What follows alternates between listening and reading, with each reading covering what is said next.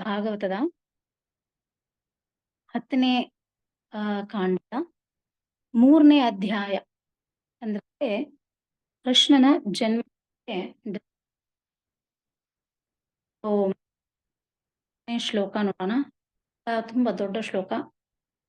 So ಇವತ್ತು ಹೇಗೆ ಹೋಗೋಣ ಅಂದ್ರೆ ಒಂದು ಶ್ಲೋಕ ಮತ್ತೆ ಅದರಲ್ಲಿರುವ ಟ್ರಾನ್ಸ್ಲೇಷನ್ಸ್ ಅನುವಾದಗಳನ್ನ ಓದು, ಮತ್ತೆ ಇನ್ ಡಿಟೇಲ್ ಆಗಿ ಚರ್ಚೆಗಳನ್ನ ಮಾಡುತ್ತಾ ಇವತ್ತು ಕೃಷ್ಣ ಜನ್ಮಾಷ್ಟಮಿ ಹುಟ್ಟಿದ ವಿಶೇಷಗಳನ್ನ ತಿಳಿದು. ಓಂ ನಮೋ ಭಗವತೆ ವಾಸುದೇವಾಯ.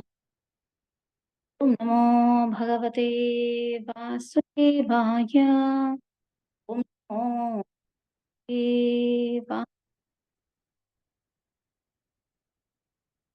ಸೊ ಯಾರಾದ್ರೂ ಓದಕ್ಕೆ ಇಷ್ಟಪಡ್ತೀರಾ? ಎಸ್. 10ನೇ ಕ್ಯಾಂಟೋ 3ನೇ ಚಾಪ್ಟರ್ 1 to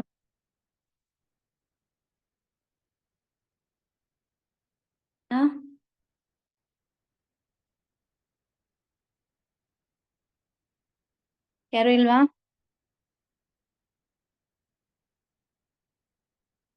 ಎಲ್ಲರ ಹತ್ರ ಬುಕ್ಸ್ ಇದೆಯಾ ಮಾತಾಜಿ? ಎಲ್ಲ ತಗೊಂಡಿದ್ದೀರಾ? ಐತ್ರಿ ಮಾತಾಜಿ. ಎಷ್ಟನೇ? 10ನೇ ಕ್ಯಾಂಟೋ. ಹ್ಞೂನ್ರಿ. ಸ್ಕಂದ ಎಷ್ಟ್ರಿ? ಸ್ಕಂದ 3ನೇದು. ಹ್ಞೂನ್ರಿ. ಅದೇ 10ನೇ ಕಾಂಡ 3ನೇ ಅಧ್ಯಾಯ 1ರಿಂದ 5 ಶ್ಲೋಕ.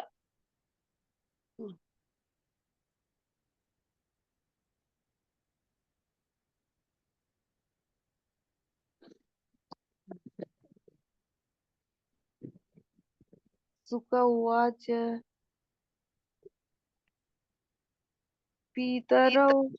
ಪೀತರೌ ಉಪಲಬ್ಧಾರ್ಥೋ ವಿದಿತ್ವಾ ಪುರುಷ ಉತ್ತಮಃ ಮಾಂ ಭೂತಾನ್. 5ನೇ ಶ್ಲೋಕ. ಒಣ್ಣೆದಲ್ರಿ? 3ನೇ ಅಧ್ಯಾಯ. ಹರೇ ಕೃಷ್ಣ ಮಾತಾಜಿ. ಹಾ ಮಾತಾಜಿ. ಬಾನ ಮಾತಾಜಿ. ಓದಿ. ಹಾಮ 1 to 5 ಶ್ಲೋಕ. ಶ್ರೀ ಶುಕ ಉವಾಚ ಅಥ ಸರ್ವಗುಣೋಪೇತಃ ಕಾಲಃ ಪರಮಶೋಭನಃ ಯರ್ಹೇ ವಾಜನ ಜನ್ಮಕ್ಷಂ ಶಾಂತಕ್ಷಗ್ರಹತಾರಕಂ ದಿಶ ಪ್ರಸೇದುರ್ಗಗನಂ ನಿರ್ಮಲೋಡುಗಣೋದಯಂ ಮಹೀಮಂಗಲಭೂಯಿಷ್ಟ ಪುರಗ್ರಾಮ ವ್ರಜಾಕರ ನದ್ಯ ಪ್ರಸನ್ನ ಸಲೀಲಾ ಹೃದಾ ಜಲರುಹಶ್ರಿಯಃ ದ್ವಿಜಾಲಿಕುಲ ಸನ್ನಾದಸ್ತವಕ ವನರಾಜಯಃ ವವೌ ವಾಯು ಸುಖ ಸ್ಪರ್ಶಃ ಪುಣ್ಯಗಂಧವಃ ಶುಚಿಃ ಅಗ್ನಯಶ್ಚ ದ್ವಿಜಾತೀನಾಂ ಶಾಂತಸ್ತತ್ರ ಸಮಿಂಧತಾಂ ಮನಾಂಸ್ಯಾಸನ್ ಪ್ರಸನ್ನಾನಿ ಸಾಧೂನಾಮಸುರದ್ರುಹಾಂ ಜಾಯಮಾನೆ ಜನೆ ತಸ್ಮಿನ್ನೇ ದುರ್ದುಂದುಭಯ ಸಮಂ. ಹರೇ ಕೃಷ್ಣ ಮಾತಾಜಿ. Thank you Mataji. ಹಾಗೆ ಅನುವಾದನ ಓದ್ಬಿಟ್ಟು. ಶುಕಮುನಿಗಳು ಹೀಗೆಂದರು. ಆಮೇಲೆ ಭಗವಂತನ ಆವಿರ್ಭಾವದ ಶುಭ ಸಮಯದಲ್ಲಿ ಸಮಗ್ರ ವಿಶ್ವವು ಎಲ್ಲ ಸದ್ಗುಣಗಳಿಂದ, ಸೌಂದರ್ಯದಿಂದ ಮತ್ತು ಶಾಂತಿಯಿಂದ ತುಂಬಿಕೊಂಡಿತು. ರೋಹಿಣಿ ತಾರಾಗಣವು ಅಶ್ವಿನಿ ನಕ್ಷತ್ರಗಳ ಹಾಗೆ ಕಾಣಿಸಿತು. ಸೂರ್ಯ, ಚಂದ್ರ ಮತ್ತು ಇತರ ನಕ್ಷತ್ರಗಳು ಹಾಗೂ ಗ್ರಹಗಳು ಬಹಳ ಶಾಂತವಾಗಿದ್ದವು. ಸಕಲ ದಿಕ್ಕುಗಳು ಅತ್ಯಂತ ಮನೋಹರವಾಗಿ ಕಾಣಿಸಿದವು. ಸುಂದರವಾದ ನಕ್ಷತ್ರಗಳು ಮೋಡಗಳಿಲ್ಲದ ಆಕಾಶದಲ್ಲಿ ಮಿನುಗಿದವು. ಭೂಮಿಯು ಪಟ್ಟಣಗಳಿಂದಲೂ, ಗ್ರಾಮಗಳಿಂದಲೂ, ಗಣಿಗಳಿಂದಲೂ, ಹುಲ್ಲುಗಾವಲುಗಳಿಂದಲೂ ಅಲಂಕೃತವಾಗಿ ಸರ್ವ ಮಂಗಳಮಯವಾಗಿ ಕಾಣಿಸಿಕೊಂಡಿತು. ನದಿಗಳು ನಿರ್ಮಲ ಜಲದೊಡನೆ ಪ್ರವಹಿಸಿದವು. ಕೊಳಗಳು ಮತ್ತು ವಿಶಾಲ ಜಲಾಶಯಗಳು ನೈದಿಲೆಗಳಿಂದ ಮತ್ತು ತಾವರೆಗಳಿಂದ ತುಂಬಿ ಅಸಾಮಾನ್ಯವಾಗಿ ಸೊಗಸಾಗಿದ್ದವು. ನೇತ್ರಾನಂದವನ್ನು ಉಂಟು ಮಾಡುವ ಹೂವುಗಳಿಂದಲೂ ಕೂಡಿರುವ ಮರಗಳಲ್ಲಿ ಮತ್ತು ಹಸಿರು ಗಿಡಗಳಲ್ಲಿ ಕೋಗಿಲೆಯಂತಹ ಹಕ್ಕಿಗಳು ಮತ್ತು ದುಂಬಿಗಳ ಹಿಂಡುಗಳು ದೇವತೆಗಳಿಗಾಗಿ ಇಂಪಾದ ಧ್ವನಿಗಳೊಂದಿಗೆ ಹಾಡತೊಡಗಿದವು. ನಿರ್ಮಲವಾದ ಮೆಲುಗಾಳಿಯು ಸ್ಪರ್ಶ ಸುಖವನ್ನು ನೀಡುತ್ತಾ ಹೂವುಗಳ ನಸುಗಂಪನ್ನು ಹೊತ್ತುಕೊಂಡು ಬೀಸತೊಡಗಿತು. ಅದಲ್ಲದೆ ಬ್ರಾಹ್ಮಣರು ಹೋಮಕ್ರಿಯೆಗಳಲ್ಲಿ ತೊಡಗಿಕೊಂಡು ವೇದ ನಿಯಮಗಳ ಪ್ರಕಾರ ಬೆಂಕಿಯನ್ನು ಉರಿಸಿಕೊಂಡಾಗ ಆ ಬೆಂಕಿಗಳು ಮೆಲುಗಾಳಿಯಿಂದ ಕೆದರಿಕೊಳ್ಳದೆ ಸ್ಥಿರವಾಗಿ ಉರಿದವು. ಹೀಗೆ ಜನ್ಮರಹಿತನಾದ ಭಗವಾನ್ ವಿಷ್ಣು ದೇವೋತ್ತಮ ಪರಮ ಪುರುಷನ ಆವಿರ್ಭವಿಸಲಿದ್ದಾಗ ಕಂಸನಂತಹ ರಾಕ್ಷಸರಿಂದ ಸದಾ ಪೀಡಿತರಾಗಿದ್ದ ಮುನಿಗಳು ಮತ್ತು ಬ್ರಾಹ್ಮಣರು ತಮ್ಮ ಹೃದಯದೊಳಗೆ ಶಾಂತಿಯನ್ನು ಅನುಭವಿಸಿದರು. ಅದಲ್ಲದೆ ಏಕಕಾಲದಲ್ಲಿ ಊರ್ಧ್ವ ಲೋಕಗಳ ಕಡೆಯಿಂದ ದುಂದುಬಿಗಳು ಮೊಳಗಿದವು. Hare Krishna Mataji. Hare Krishna. Thank you Mataji. So ಇವಾಗ ನಾವು ಇದನ್ನ ಅರ್ಥ ಮಾಡ್ಕೊಳ್ಳೋಕ್ಕಿಂತ ನಾವು ಫಸ್ಟ್ ಗ್ಲೋರಿಫಿಕೇಶನ್ ಮಾಡೋಣ, ಕೃಷ್ಣನ್ ಗ್ಲೋರಿಫಿಕೇಶನ್ ಹೇಗೆ ಅಂದ್ರೆ, ಇವಾಗ ಒಂದು ಸ್ಮಾಲ್ ಕೀರ್ತನ್ ಇದು ಬುಕ್ ಅಲ್ಲಿ ಕೂಡ ಇದೆ, ಸ್ಟಾರ್ಟಿಂಗ್ ಸೆಕ್ಷನ್ ಅಲ್ಲಿ. ಸೊ ಇದನ್ನ ಹಾಡುತ್ತಾ ಮುಂದಕ್ಕೆ ಹೇಗೆ ಕೃಷ್ಣನ ಒಂದು ಜನ್ಮ ನಡೆದಿದೆ ಎಂಬುದನ್ನ ಆಲ್ರೆಡಿ ಆ ಕೀರ್ತನನ್ನ ನಾವು ಗ್ರೂಪ್ ಅಲ್ಲಿ ಹಾಕಿದ್ದೀವಿ. ಅದನ್ನೆಲ್ಲ ಓಪನ್ ಯಾರಾದ್ರೂ ಒಬ್ರು ಅನ್ಮ್ಯೂಟ್ ಮಾಡ್ಕೊಂಡು ನಾನು ಹಾಡೋದನ್ನ ಹಂಗೆ ಹಿಂಬಾಲಿಸಿದ್ರೆ ತುಂಬಾ, ಯಾರು ಸ್ಟಾಪ್ ಮಾಡ್ಕೊಂಡು ಹಾಡ್ತೀರಾ ಅಂತ. ಯಾರು ಹಾಡ್ತೀರಾ? ಹರೇ ಕೃಷ್ಣ ಮಾತಾಜಿ. ಓಕೆ, ಹರೇ ಕೃಷ್ಣ. ಸಂಧ್ಯಾ ಮಾತಾಜಿ. ಹಲೋ, ಹರೇ ಕೃಷ್ಣ ಮಾತಾಜಿ. ಯಾರು ಹಾಡ್ತಾ ಇರೋದು? ಓಕೆ, ಸೊ ಸ್ಟಾರ್ಟ್ ಮಾಡೋಣ. ಓಕೆ, ಸಂಧ್ಯಾ ಮಾತಾಜಿ ಸ್ಟಾರ್ಟ್. ಕೃಷ್ಣ ಕೃಷ್ಣ ಕೃಷ್ಣ ಕೃಷ್ಣ ಕೃಷ್ಣ ಕೃಷ್ಣ ಕೃಷ್ಣ ಹೇ ಕೃಷ್ಣ ಕೃಷ್ಣ ಕೃಷ್ಣ ಕೃಷ್ಣ ಕೃಷ್ಣ ಕೃಷ್ಣ ಕೃಷ್ಣ ಹೇ ಕೃಷ್ಣ ಕೃಷ್ಣ ಕೃಷ್ಣ ಕೃಷ್ಣ ಕೃಷ್ಣ ಕೃಷ್ಣ ಕೃಷ್ಣ ಹೇ ಕೃಷ್ಣ ಕೃಷ್ಣ ಕೃಷ್ಣ ಕೃಷ್ಣ ಕೃಷ್ಣ ಕೃಷ್ಣ ಕೃಷ್ಣ ಹೇ ಕೃಷ್ಣ ಕೃಷ್ಣ ಕೃಷ್ಣ ಕೃಷ್ಣ ಕೃಷ್ಣ ಕೃಷ್ಣ ರಕ್ಷ ಮಾಂ. ಕೃಷ್ಣ ಕೃಷ್ಣ ಕೃಷ್ಣ ಕೃಷ್ಣ ಕೃಷ್ಣ ಕೃಷ್ಣ ರಕ್ಷ ಮಾಂ. ಕೃಷ್ಣ ಕೃಷ್ಣ ಕೃಷ್ಣ ಕೃಷ್ಣ ಕೃಷ್ಣ ಪಾಹಿ ಮಾಂ. ಕೃಷ್ಣ ಕೃಷ್ಣ ಕೃಷ್ಣ ಕೃಷ್ಣ ಕೃಷ್ಣ ಕೃಷ್ಣ ಪಾಹಿ ಮಾಂ. ರಾಮ ರಾಘವ ರಾಮ ರಾಘವ ರಾಮ ರಾಘವ ರಕ್ಷ ಮಾಂ. ರಾಮ ರಾಘವ ರಾಮ ರಾಘವ ರಾಮ ರಾಘವ ರಕ್ಷ ಮಾಂ. ಕೃಷ್ಣ ಕೇಶವ ಕೃಷ್ಣ ಕೇಶವ ಕೃಷ್ಣ ಕೇಶವ ಪಾಹಿ ಮಾಂ. ಕೃಷ್ಣ ಕೇಶವ ಕೃಷ್ಣ ಕೇಶವ ಕೃಷ್ಣ ಕೇಶವ ಪಾಹಿ ಮಾಂ. ಕೃಷ್ಣ ಕೃಷ್ಣ ಕೃಷ್ಣ ಕೃಷ್ಣ ಕೃಷ್ಣ ಕೃಷ್ಣ ಕೃಷ್ಣ ಕೃಷ್ಣ ಹೇ ಕೃಷ್ಣ ಕೃಷ್ಣ ಕೃಷ್ಣ ಕೃಷ್ಣ ಕೃಷ್ಣ ಕೃಷ್ಣ ಕೃಷ್ಣ ಹೇ ರಾಮ ರಾಘವ ರಾಮ ರಾಘವ ರಾಮ ರಾಘವ ರಕ್ಷ ಮಾಂ. ರಾಮ ರಾಘವ ರಾಮ ರಾಘವ ರಾಮ ರಾಘವ ರಕ್ಷ ಮಾಂ. ಕೇಶವ ಕೃಷ್ಣ ಕೇಶವ ಕೃಷ್ಣ ಕೇಶವ ಪಾಹಿ ಮಾಂ. ಕೃಷ್ಣ ಕೇಶವ ಕೃಷ್ಣ ಕೇಶವ ಕೃಷ್ಣ ಕೇಶವ ಪಾಹಿ ಮಾಂ. ಹಾಡಿದ್ರಿ. ಸೊ ಈ ಕೀರ್ತನೆ ಬಂದು ಎಲ್ಲಿಂದ ತಗೊಂಡಲಾಗಿದೆ ಅಂದ್ರೆ ಚೈತನ್ಯ ಚರಿತಾಮೃತ. ಈ ಶ್ಲೋಕವನ್ನ ಶೀಲ ಪ್ರಭುಪಾದರವರು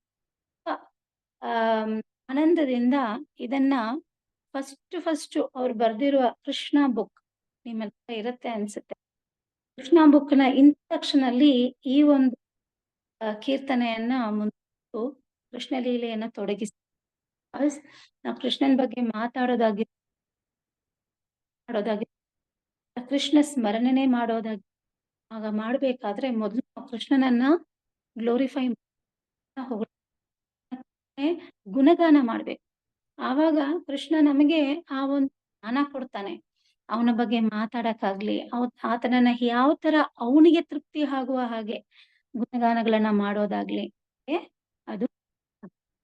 ಸೊ ಇವತ್ತು ನಾವು 10ನೇ ಸ್ಕಂದದ ಅಧ್ಯಾಯದ ಶ್ರೀಮದ್ ಭಾಗವತ ಶ್ಲೋಕಗಳನ್ನ ಇವತ್ತಿನ ಕ್ಲಾಸ್ ಇರುತ್ತೆ. ಸೊ ಇದಕ್ಕಿನ ಮುಂಚೆ ಒಂದು ಚಾಪ್ಟರ್ ಇದೆ, ನೀವು ಅದನ್ನ ಅಡ್ವೆಂಟ್ ಆಫ್ ಕೃಷ್ಣ ಅಂತ ಹೇಳಲಾಗುತ್ತೆ. ಕನ್ನಡದಲ್ಲಿ ಆ ಚಾಪ್ಟರ್ ಹೆಸರು ಏನಿದೆ ಅಂತ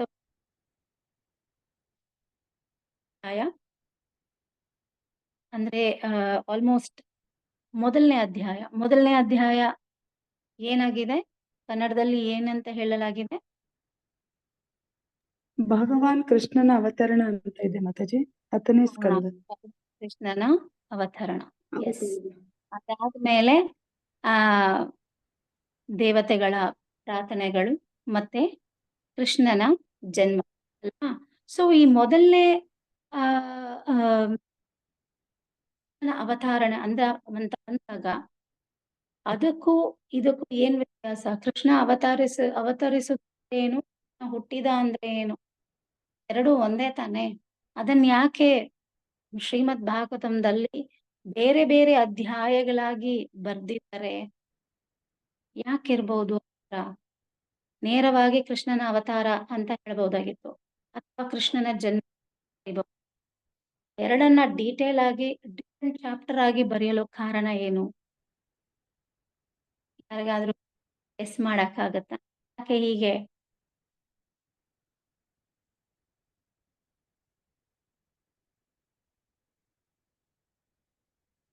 ಯಾಕೆ ಅಂತ ಹೇಳಿದ್ರೆ, ಇಲ್ಲಿ ಕೃಷ್ಣನ ಅವತಾರ ಅಂತ ಬಂದಾಗ ಅಲ್ಲಿ ಏನ್ ನಡೀತಿತ್ತು ಅಂತ ಹೇಳಿದ್ರೆ, ಒಂದು ದುಃಖದ ಘಟನೆ ಅಂತ ಹೇಳಿದ್ರೆ, ಆ ಸಮಯದಲ್ಲಿ ಅನೇಕ ಏನಪ್ಪಾ ಅಂತ ಹೇಳಿದ್ರೆ, ಒಂದ್ ಕಡೆ ಭೂಮಾದೇವಿಯ ಮೇಲೆ ವಿಪರೀತ ಏನ್ ಹೇಳೋದು ದೌರ್ಬಲ್ಯ ನಡೀತಿತ್ತು. ಯಾವ ತರ ದೌರ್ಬಲ್ಯ ಅಂದ್ರೆ, ಎಲ್ಲ ಸಾಧುಗಳಿಗೆ ಅವ್ರಿಗೆಲ್ಲ ಹೇಳಿದ್ರೆ ರಾಕ್ಷಸರು ಎಲ್ಲ ಅವ್ರಿಗೆ ಬಿಡ್ತಾ ಇರ್ಲಿಲ್ಲ. ಮತ್ತೆ ಏನ್ ಹೇಳುದು, ಲೌಕಿಕ ಕಾರ್ಯಗಳ ಮೇಲೆ ಅವ್ರಿಗೆ ಇತ್ತೆ ವಿನಃ ಅವ್ರಿಗೆ ಆಧ್ಯಾತ್ಮಿಕ ಕಡೆ ಆಗಿರ್ಲಿ ಅಥವಾ ಸರ್ವ ಜನರಿಗೆ ಒಳ್ಳೇದಾಗ್ಬೇಕು ಅಂತ ಹೇಳಿ ಯಜ್ಞ ಮಾಡೋದಾಗಿ ಅದನ್ನೆಲ್ಲ ತಡೆ ಮಾಡ್ತಾ ಇದ್ರು. ಆ ಯಜ್ಞಗಳಿಗೆ ವಿಪರೀತ ಅಡಚಣೆಗಳನ್ನೆಲ್ಲ ಮಾಡ್ತಾ ಇದ್ರು. ಸೊ ಇದರಿಂದ ಏನಾಗ್ತಾ ಇತ್ತು, ಮೇಲೆ ಅತ್ಯಂತ ಪ್ರಭಾವ ಬೀಳ್ತಾ. ಹಾಗಾಗಿ ಮಹಾದೇವಿ ಏನ್ ಮಾಡ್ತಾರೆ, ಒಂದು ಹಸುವಿನ ರೂಪವನ್ನ ಧಾರುತ್ತಾ ಅವ್ರು ಏನ್ ಮಾಡಿದ್ರು, ಬ್ರಹ್ಮನ ಹತ್ರ ಹೋಗಿ ಮೊರೆ ಇಟ್ಟರು. ಭೂಮಿಯ ಮೇಲೆ ಅತ್ಯಂತ ಕಠಿಣ ಸಿಚುವೇಶನ್ ಬರ್ತಾ ಇದೆ. ಎಲ್ಲ ಕಡೆ ಏನ್ ಹೇಳೋದು, ಪಾಪಗಳೇ ಜಾಸ್ತಿ ತಲೆ ಎತ್ತಾ ಇದೆ. ಭೂಮಿ ತಡೆಯಕ್ ಆಗ್ತಾ ಇಲ್ಲ, ನನಗೆ ತಡೆಯಕ್ ಆಗ್ತಾ ಇಲ್ಲ ಹೇಳಿ ಏನ್ ಮಾಡ್ತಾರೆ, ಅಲ್ಲಿಂದ ವಿಷ್ಣು ಲೋಕಕ್ಕೆ ಕರ್ಕೊಂಡು. ಹರೇ ಕೃಷ್ಣ ಮಾತಾಜಿ, ಸಾರಿ ಮಾತಾಜಿ ವಾಯ್ಸ್ ಬ್ರೇಕ್ ಆಗ್ತಾ ಇದೆ, ಕಟ್ ಆಗ್ತಿದೆ. ಓಕೆ, ಇವಾಗ ಕೇಳಿಸ್ತಿದ್ಯಾ? ಹಾ ಮಾತಾಜಿ, ಮಾತಾಡೋ ಕಟ್ ಆಗ್ತಿತ್ತು. ಓಕೆ ಮಾತಾಜಿ, ನೋಡಿ ಕ್ಲಾರಿಟಿ ಇದೆಯಾ? ಓಕೆ. ಸೊ ಇದು ಇನ್ನೊಂದು ಕಡೆ ಏನಪ್ಪಾ ಅಂತ ಹೇಳಿದ್ರೆ, ಆ ರಾಕ್ಷಸರುಗಳಲ್ಲಿ ಉತ್ತಮನಾದ ಕಂಸ. ಸೊ ಕಂಸ ಏನ್ ಮಾಡ್ತಾ ಇದ್ದಾನೆ ಇವಾಗ? ಕಂಸ ತನ್ನ ತಂಗಿಯಾದ ದೇವಕಿಯ ಮದುವೆಯನ್ನ ಮುಗಿಸು, ಇನ್ನೇನು ಅವರಿಗೆ ತನ್ನ ಗಂಡನ ಮನೆಗೆ ತಲುಪಿಸ್ತಿದ್ದಾನೆ ವಸುದೇವ. ಈ ಕಡೆ ಅವ್ರದ್ದು ಅಂದ್ರೆ ಇಡೀ ಪ್ರಪಂಚನೂ ಹೆಂಗ್ ನಡೀತಾ ಇದೆ ಅಂದ್ರೆ ತುಂಬಾ ಕಠಿಣ ಸಿಚುವೇಶನ್. ಸೊ ಹಾಗಾಗಿ ಇಲ್ಲಿ ನೋಡಿದ್ರೆ ಪ್ರಭುಪಾದರು ಭಾವಾರ್ಥದಲ್ಲಿ ಹೇಳ್ತಾರೆ, ದೇವಕಿ ಯಾರು, ಯಾವುದಕ್ಕೆ ಹೋಲಿಸ್ತಾರೆ? ದೇವಿಕೆಯನ್ನ ಯಾರಿಗೆ ಹೋಲಿಸ್ತಾರೆ ಅಂದ್ರೆ ಭಕ್ತಿಗೆ. ಮತ್ತೆ ವಸುದೇವನನ್ನ ಯಾವುದಕ್ಕೆ ಹೋಲಿಸ್ತಾರೆ ಅಂದ್ರೆ, ಒಬ್ಬ ವ್ಯಕ್ತಿ ಮಾಯೆಯನ್ನ ಹೋರಾಡುತ್ತಾ ಭಕ್ತಿಯನ್ನ ಮದುವೆ ಮಾಡಿದ ಆಗುತ್ತೆ. ಅರ್ಥ ಆಗ್ತಾ ಇದೆಯಾ ಹೇಳೋದು? Vasudeva is the representative of fear of Maya. ಅಂದ್ರೆ ಮಾಯೆಯಿಂದ ಭಯ ಪಟ್ಟ ಒಬ್ಬ ವ್ಯಕ್ತಿ ಹೇಗೆ ಭಕ್ತಿಯನ್ನ ಆಲಂಗಿಸಿಕೊಳ್ಳುತ್ತಾನೋ ಆತನ ಒಬ್ಬ ವ್ಯಕ್ತಿಯನ್ನ ವಸುದೇವನಿಗೆ ಹೋಲಿಸ್ತಾ ಇದ್ದಾರೆ. ಮತ್ತು ಕಂಸ, ಹೂ ಇಸ್ ಕಂಸ? ಕಂಸ ಬಂದು ಮಾಯೆಯ ಒಂದು ಪ್ರತಿನಿಧಿ, ಮಾಯೆಯ ಒಂದು. ಹೀಗೆ ನಮ್ಮ ಜೀವನದಲ್ಲೂ ನಾವು ಸಾಧಕನಾಗಿ ಇದ್ದಾಗ ನಾವೇನ್ ಮಾಡ್ತೀವಿ? ಭಕ್ತಿಯನ್ನ ಆಲಂಗಿಸಿ.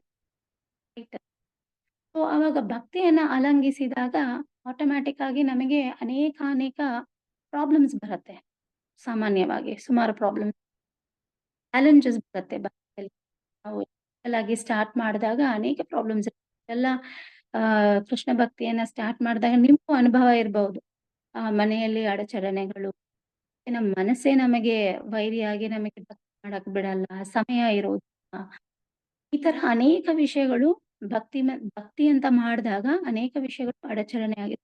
ಆಗ ನಾವ್ ಏನ್ ಮಾಡ್ಬೇಕು ಅಂದ್ರೆ ವಸುದೇವನ ಹಾಗೆ ನಾವು ಎಲ್ಲ ಚಾಲೆಂಜಸ್ ಅನ್ನ ಈಸಿಯಾಗಿ ಅಕ್ಸೆಪ್ಟ್ ಮಾಡ್ಕೊಂಡು ಭಕ್ತಿಯನ್ನ ಆಯ್ತಲ್ಲ. ಸೊ ಇಲ್ಲಿ ಈ 2 ಚಾಪ್ಟರ್ ಒಂದು ಡಿಫರೆನ್ಸ್ ಏನಪ್ಪಾ ಅಂತ ಹೇಳಿದ್ರೆ, ಮೊದಲನೇದು ಅಡ್ವೆಂಟ್ ಆಫ್ ಕೃಷ್ಣ, ಅಂದ್ರೆ ಕೃಷ್ಣನ ಅವತರಿಸಿದಾಗ ಇದ್ದ ಸಿಚುವೇಶನ್ ಅನ್ನ ಹೇಗೆ ಒಬ್ಬ ಭಕ್ತ ಹ್ಯಾಂಡಲ್ ಮಾಡಿ ಆಮೇಲೆ ತನ್ನ ಹೃದಯದಲ್ಲಿ ಕೃಷ್ಣನ ಜನ್ಮವನ್ನ ತಾಳಿಸಿಕೊಳ್ತಾನೆ, ಅದೇ ವಿಷಯ. ಅರ್ಥ ಆಯ್ತಲ್ಲ. ಸೊ ಅವಾಗ ನೋಡಿದ್ರೆ ಭಕ್ತಿ ವಿನೋದ್ ಠಾಕೂರ್ ಅವರು ಹೇಳ್ತಾರೆ ಸುಮಾರು ಸತಿ, ಏನಪ್ಪಾ ಅಂತ ಹೇಳಿದ್ರೆ ಜೀವನದಲ್ಲಿ ಅದೇ ಅಂದ್ರೆ ಭಕ್ತಿ ಎಂಬ ಜೀವನದಲ್ಲಿ ನಮಗೆ ಪ್ರಾಬ್ಲಮ್ಸ್ ಆಗಿ ಇಲ್ಲ ಯಾವುದೇ ಒಂದು ಚಾಲೆಂಜಸ್ ಆಗ ನಾವು ಏನ್ ಮಾಡ್ಬೇಕು ಅಂದ್ರೆ ಆ ಸಮಯದಲ್ಲಿ ಕೃಷ್ಣನ ಮೇಲೆ ನಾವು ಅತ್ಯಂತ ಡಿಪೆಂಡೆನ್ಸ್ ಸಾರಿ ಕೃಷ್ಣನ ಮೇಲೆ ನಮ್ಮ ಎಲ್ಲ ಭಾರವನ್ನು ಹಾಕಿ ಕೃಷ್ಣನಿಗೆ ಒಪ್ಪಿಸ್ಬಿಡ್ಬೇಕಂತ. We should completely surrender and completely ನಮ್ಗೆ ಕಲಿಬೇಕು ಅವರು ಹೇಳ್ತಾರೆ. ಅಂತ ಹೇಳಿದ್ರೆ ನಮಗೆ ಅವಾಗ ಅನ್ಸುತ್ತೆ ಹೊರಗಡೆ ಇರುವ ಜನರೇ ಪರವಾಗಿಲ್ಲಪ್ಪ, ಯಾಕಂದ್ರೆ ನೋಡಿ ಅವ್ರ ಭಕ್ತಿಯಲ್ಲಿಲ್ಲ ಆದ್ರೂ ಕೂಡ ಅವರು ಆನಂದವಾಗಿದ್ದಾರೆ. ನಾನ್ ಇವಾಗ ಭಕ್ತಿಗೆ ಬಂದಿದ್ದೀನಿ, ಇಷ್ಟೊಂದು ಪ್ರಾಬ್ಲಮ್ಸ್, ಹೊರಗಡೆ ಇರೋರೇ ಪರವಾಗಿಲ್ಲ ಅನ್ಸುತ್ತೆ ತಾನೆ ಸುಮಾರು ಜನಕ್ಕೆ. ನಾರ್ಮಲ್ ಆಗಿ ಇದು ಹೇಗೆ ಅಂತ ಹೇಳಿದ್ರೆ, ನಾವು ಇನ್ನ ಚೈಲ್ಡಿಶ್ ಅಂದ್ರೆ ಇನ್ನ ನಾವು ಮಗುವಿನ ಸ್ಥಿತಿಯಲ್ಲೇ ಇದೀವಿ. ಪ್ರಜ್ಞೆ ಅಷ್ಟೇ ಇದೆ. ಯಾಕಂತ ಹೇಳಿದ್ರೆ ಮಗುಗೆ ಏನ್ ಗೊತ್ತಾಗುತ್ತೆ? ಅದೇ ತರ ಭಕ್ತಿಯಲ್ಲಿ ನಾವೆಲ್ಲ ಜಸ್ಟ್ ಒಂದು ಮಕ್ಕಳು ತರ ಒಂದು ಸ್ಟೆಪ್ ಇವಾಗ ತಗೊಂಡಿಡ್ತಾ ಇದ್ದೇವೆ. ಸೊ ಹಾಗಾಗಿ ಯಾವೊಂದು ಸನ್ನಿವೇಶದಲ್ಲಿ ನಮಗೆ ಈ ತರ ಥಾಟ್ಸ್ ಬರೋದು ತಪ್ಪಲ್ಲ. ಬಟ್ ನಾವೇನ್ ಮಾಡ್ಬೇಕು? ಮುಂದಿರುವ ಆಚಾರ್ಯರನ್ನ ನೋಡ್ಬೇಕು, ಪರಂಪರದಲ್ಲಿ ಬರುವ ಆಚಾರ್ಯರುಗಳನ್ನ ನೋಡಿ ಅವರಿಂದ ಕಲಿಯುವ ಅನೇಕ ವಿಷಯಗಳು ಇದಾಗಿದೆ.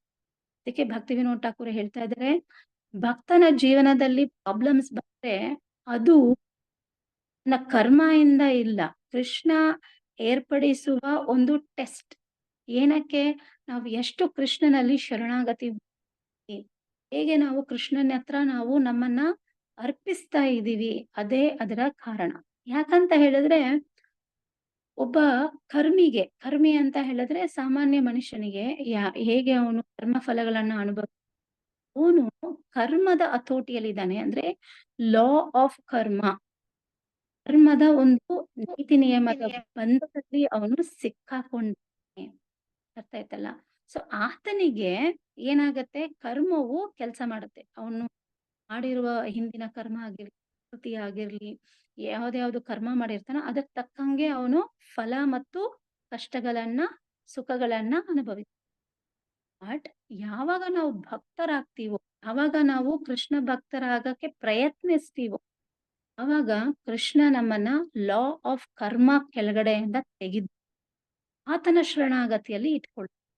ಅವಾಗ ನಮ್ಮ ಪ್ಯೂರಿಫಿಕೇಶನ್, ನಮ್ಮ ಪರಿಶುದ್ಧತೆಗೋಸ್ಕರ ಕೃಷ್ಣ ಏನ್ ಮಾಡ್ತಾನೆ? ಅವಾಗ ನಮ್ಗೆ ಚಿಕ್ಕ ಪರೀಕ್ಷೆಗಳನ್ನ ಇಟ್ಟುತ್ತಾ ನಮಗೆ ಕೃಷ್ಣ ಭಕ್ತಿಯಲ್ಲಿ ಒಂದೊಂದು ಹಂತವನ್ನ ದಾಟುತ್ತಾ, it's called the milestone. ಒಂದೊಂದು ಮೈಲ್ ಸ್ಟೋನ್ ಅನ್ನ ದಾಟಿ ಕೃಷ್ಣನನ್ನ ನಾವು ದೊರಕೋದಕ್ಕೆ ಈಸಿ ಆಗುತ್ತೆ. ಅದೇ ರೀತಿ ಒಂದ್ಸತಿ ಅಮೆರಿಕ ಪ್ರೆಸಿಡೆಂಟ್ ಒಂದು ಮಾತು ಹೇಳಿದ್ರು. ಏನ್ ಹೇಳಿದ್ರು ಅಂದ್ರೆ, problems are those things that people when they take their eyes off from their real goal. ಅಂದ್ರೆ ಏನರ್ಥ ಅಂದ್ರೆ, ಯಾವಾಗ ಒಬ್ಬ ವ್ಯಕ್ತಿಗೆ ಕಷ್ಟಗಳು ಅಥವಾ ಪರೀಕ್ಷೆಗಳು ಯಾವಾಗ ಮುಂದೆ ಬರುತ್ತೆ ಅಂತ ಹೇಳಿದ್ರೆ, ಆತನ ಒಂದು ಫೋಕಸ್ ತನ್ನ ಗುರಿ, ಜೀವನದ ಗುರಿ ಮೇಲೆ ಇಲ್ಲವೋ ಆವಾಗ ಪ್ರಾಬ್ಲಮ್ಸ್. ಸೊ ಎಲ್ಲರ ಜೀವನದ ಗುರಿ ಏನಾಗಿರ್ಬೇಕು ಅಂತ ಹೇಳಿದ್ರೆ, ಅದು ಕೃಷ್ಣ ಪ್ರೇಮವನ್ನ ನಾವು ಕೃಷ್ಣನ ಸಂಬಂಧವನ್ನು ಅರಿಯಬೇಕು, ಕೃಷ್ಣನಿಗೆ ಶರಣಾಗಬೇಕು. ಇದು ನಮ್ಮ ಜೀವನದ ಗುರಿಯಾಗಿರುತ್ತೆ. ಈ ಗುರಿಯನ್ನ ನಾವು ಅಚೀವ್ ಮಾಡಿಲ್ಲ, ಈ ಗುರಿಯನ್ನ ನಾವು ಫೋಕಸ್ ಮಾಡಿಲ್ಲ ಅಂದ್ರೆ ಆವಾಗ ನಮ್ಮ ಜೀವನದಲ್ಲಿ ಪ್ರಾಬ್ಲಮ್ಸ್ ಎಲ್ಲ ಬರುತ್ತೆ ಅಂತ ಹೇಳ್ತಾರೆ. ಓ ಈ ಒಂದು ಸ್ಕಂದದಲ್ಲಿ ಪ್ರಭುಪಾದರು ಕೃಷ್ಣನ ಅವತಾರ ಅಂದ್ರೆ ಯಾಕೆ ಕೃಷ್ಣ ಬರ್ಬೇಕಾಗಿತ್ತು ಅಂತ ಹೇಳಿದ್ರೆ, ನಮ್ಮ ಹೃದಯದಲ್ಲಿ ಅನೇಕ ಕತ್ತಲು ಇದೆ. ಕರೆಕ್ಟ್ ಅಲ್ವಾ? ಜಸ್ಟ್ ಲೈಕ್ ಕೃಷ್ಣ ಹುಟ್ಟೋಕ್ಕಿಂತ ಮುಂಚೆ ಹೇಗಾಗಿತ್ತು, ಎಲ್ಲಿ ಹುಟ್ಟಿದ್ರು? ಜೈಲಲ್ಲಿ ಹುಟ್ಟಿದ್ರು. ಆಮೇಲೆ ಅವರು ಹುಟ್ಟಬೇಕಾದ್ರೆ ಹೆಂಗ್ ಈ ವಾತಾವರಣ, ಅವ್ರು ಹುಟ್ಟಿದ ರಾತ್ರಿಯಲ್ಲಿ. ರಾತ್ರಿ ಅಂದ್ರೆ ಇಗ್ನೋರೆನ್ಸ್ ಅಂತ ಒಂದು ಕಂಪ್ಲೀಟ್ ಡಾರ್ಕ್ ಅಂತ ಸಿಚುವೇಶನ್ ಅಲ್ಲಿ ಕೃಷ್ಣ ಹುಟ್ಟುತ್ತಾರೆ. ಅದೇ ರೀತಿ ನಮ್ಮ ಜೀವನದಲ್ಲಿ ಕೂಡ ಅನೇಕ ಡಾರ್ಕ್ನೆಸ್ ಇದೆ ಅಲ್ವಾ? ನಮ್ಮ ಹೃದಯದಲ್ಲೂ ಕೂಡ ಸಿಕ್ಕಾಪಟ್ಟೆ ಕಲ್ಮಶಗಳಿದೆ. ಸೊ ಇದನ್ನೆಲ್ಲ ಹೋಗಲಾಡಿಸೋದೇ ಕೃಷ್ಣನ ಅವತಾರ. ಸೊ ಆ ಸ್ಥಿತಿಯಲ್ಲಿ ನಾವು ಎಲ್ಲರೂ ಸಹ ನಮ್ಮ ಹೃದಯಗಳನ್ನ ಆ ಕತ್ತಲೆಯಿಂದ ಹೊರಗಡೆ ನಾವು ಬಂದಾಗ ಆವಾಗ ಕೃಷ್ಣ ಜನ್ಮನೆ. ಸೊ ಇವತ್ತು ನಾವು ಕೃಷ್ಣನ ಜನ್ಮದ ಬಗ್ಗೆ ಇನ್ನ ವಿಶೇಷವಾಗಿ ನೋಡಕ್ಕಿದ್ದೀವಿ. ಇನ್ನೊಂದು ಏನಪ್ಪಾ ಅಂತ ಹೇಳಿದ್ರೆ, ಸುಮಾರಾಗಿ ಜನರು ಏನ್ ಮಾಡ್ತಾರೆ ಅಂತ ಹೇಳಿದ್ರೆ, ಕೃಷ್ಣನ ಜನ್ಮ ನಿಮ್ಗೆಲ್ಲರಿಗೂ ಗೊತ್ತು. ಕೃಷ್ಣ ಎಲ್ಲಿ ಜನಿಸಿದ್ರು? ಯಾವ ಊರಲ್ಲಿ ಜನಿಸಿದ್ರು? ಹೇಳಿ ನೋಡೋಣ. ಕೃಷ್ಣ ಯಾವ ಊರಲ್ಲಿ ಜನಿಸಿದ್ರು? Very good. ಎಲ್ಲಿ? ಮಥುರಾದಲ್ಲಿ ಎಲ್ಲಿ ಜನಿಸಿದ್ರು? ಸೆರೆಮನೆಯಲ್ಲಿ. ಯಾರಿಗೆ ಜನ್ಮಿಸಿದ್ರು? ದೇವಕಿಗೆ ಜನಿಸಿದ್ರು. ಕರೆಕ್ಟ್ ಅಲ್ವಾ? ದೇವಕಿ ಮತ್ತು ವಸುದೇವನಿಗೆ ಜನಿಸಿದ್ರು. ಇದೆಲ್ಲಾ ಲೀಲೆಗಳು ನಿಮ್ಗೆಲ್ಲರಿಗೂ ಗೊತ್ತಿದೆ. ಬಟ್ ನಾವು ಆಚರಣೆ ಮಾಡುವ ಆ ಲೀಲೆಗಳ ಬಗ್ಗೆ ಇನ್ನ ಸ್ವಲ್ಪ ಡೀಟೇಲ್ ಆಗಿ ನೋಡ್ಬೇಕು ಅಂತ ಹೇಳಿದ್ರೆ, ಅದು ನಾವು ಇಸ್ಕಾನ್ ಅಲ್ಲಿ ಕೃಷ್ಣ ಜನ್ಮಾಷ್ಟಮಿಯನ್ನ ಯಾವ ರೀತಿಯಾಗಿ ಆಚರಿಸ್ತಾ ಇದ್ದೀವಿ ಎಂಬುದನ್ನ ಇನ್ನ ನಾವು ನೋಡ್ಬೋದು. ಯಾಕಂತ ಹೇಳಿದ್ರೆ, ಇಸ್ಕಾನ್ ಅಲ್ಲಿ ಇದೆ 2 ಫ್ಲೇವರ್ಸ್.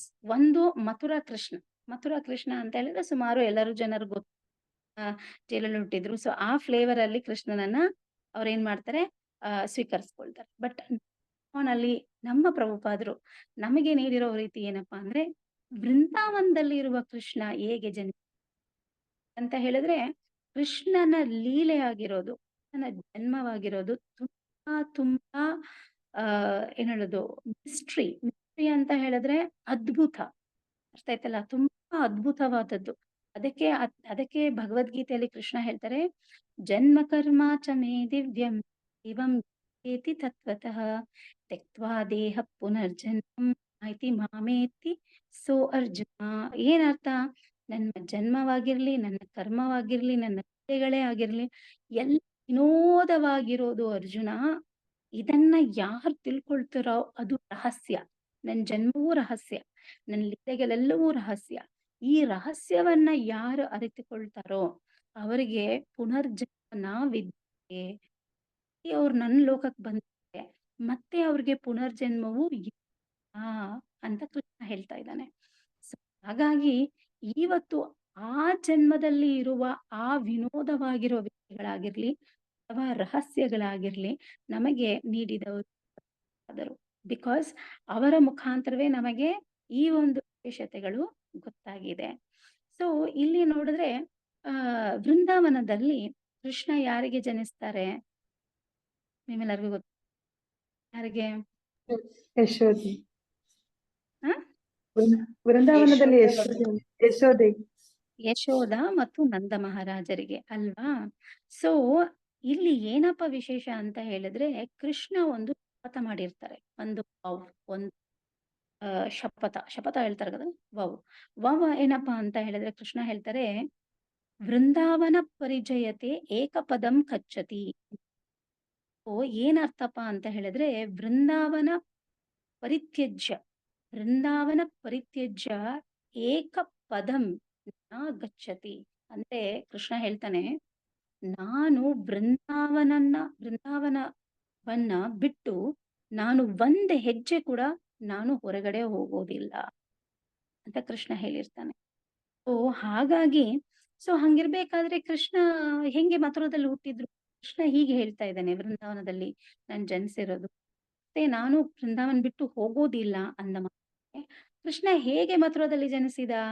ಅದು ವಿನೋದವಾಗಿರೋ ಏನಪ್ಪಾ ಅಂತ ಹೇಳಿದ್ರೆ, ಕೃಷ್ಣ ಆಕ್ಚುಲಿ ಜನ್ಮ ತಗೊಂಡಿರೋದು ಬಟ್ ಸ್ವಲ್ಪ ಕಾಲದ ಸಮಯ.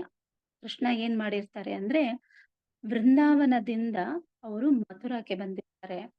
ಆ ಮಥುರದಲ್ಲಿ ದೇವಕಿ ಮತ್ತು ವಸುದೇವರು ಕಾಯ್ತಾ ಇದ್ದಾರೆ, ಇನ್ನೇನ್ ಕೃಷ್ಣ ಜನ್ಮಬೇಕು, ಓಕೆನಾ? ಆ ಒಂದು ಟೈಮಿಗೆ ವೇಟ್ ಮಾಡ್ತಾ ಇದ್ದಾರೆ. ಆವಾಗ ಕೃಷ್ಣನು ಮೊದಲ ಸತಿ ಅವರು ಜನ್ಮಗೊಂಡಾಗ ಅವರು ಯಾವ ಸ್ಥಿತಿಯಲ್ಲಿ ಅವ್ರಿಗೆ ಅನುಗ್ರಹಿಸ್ತಾರೆ ದರ್ಶನ ಅಂತ ಹೇಳಿದ್ರೆ, ಚತುರ್ಭುಜದಿಂದ.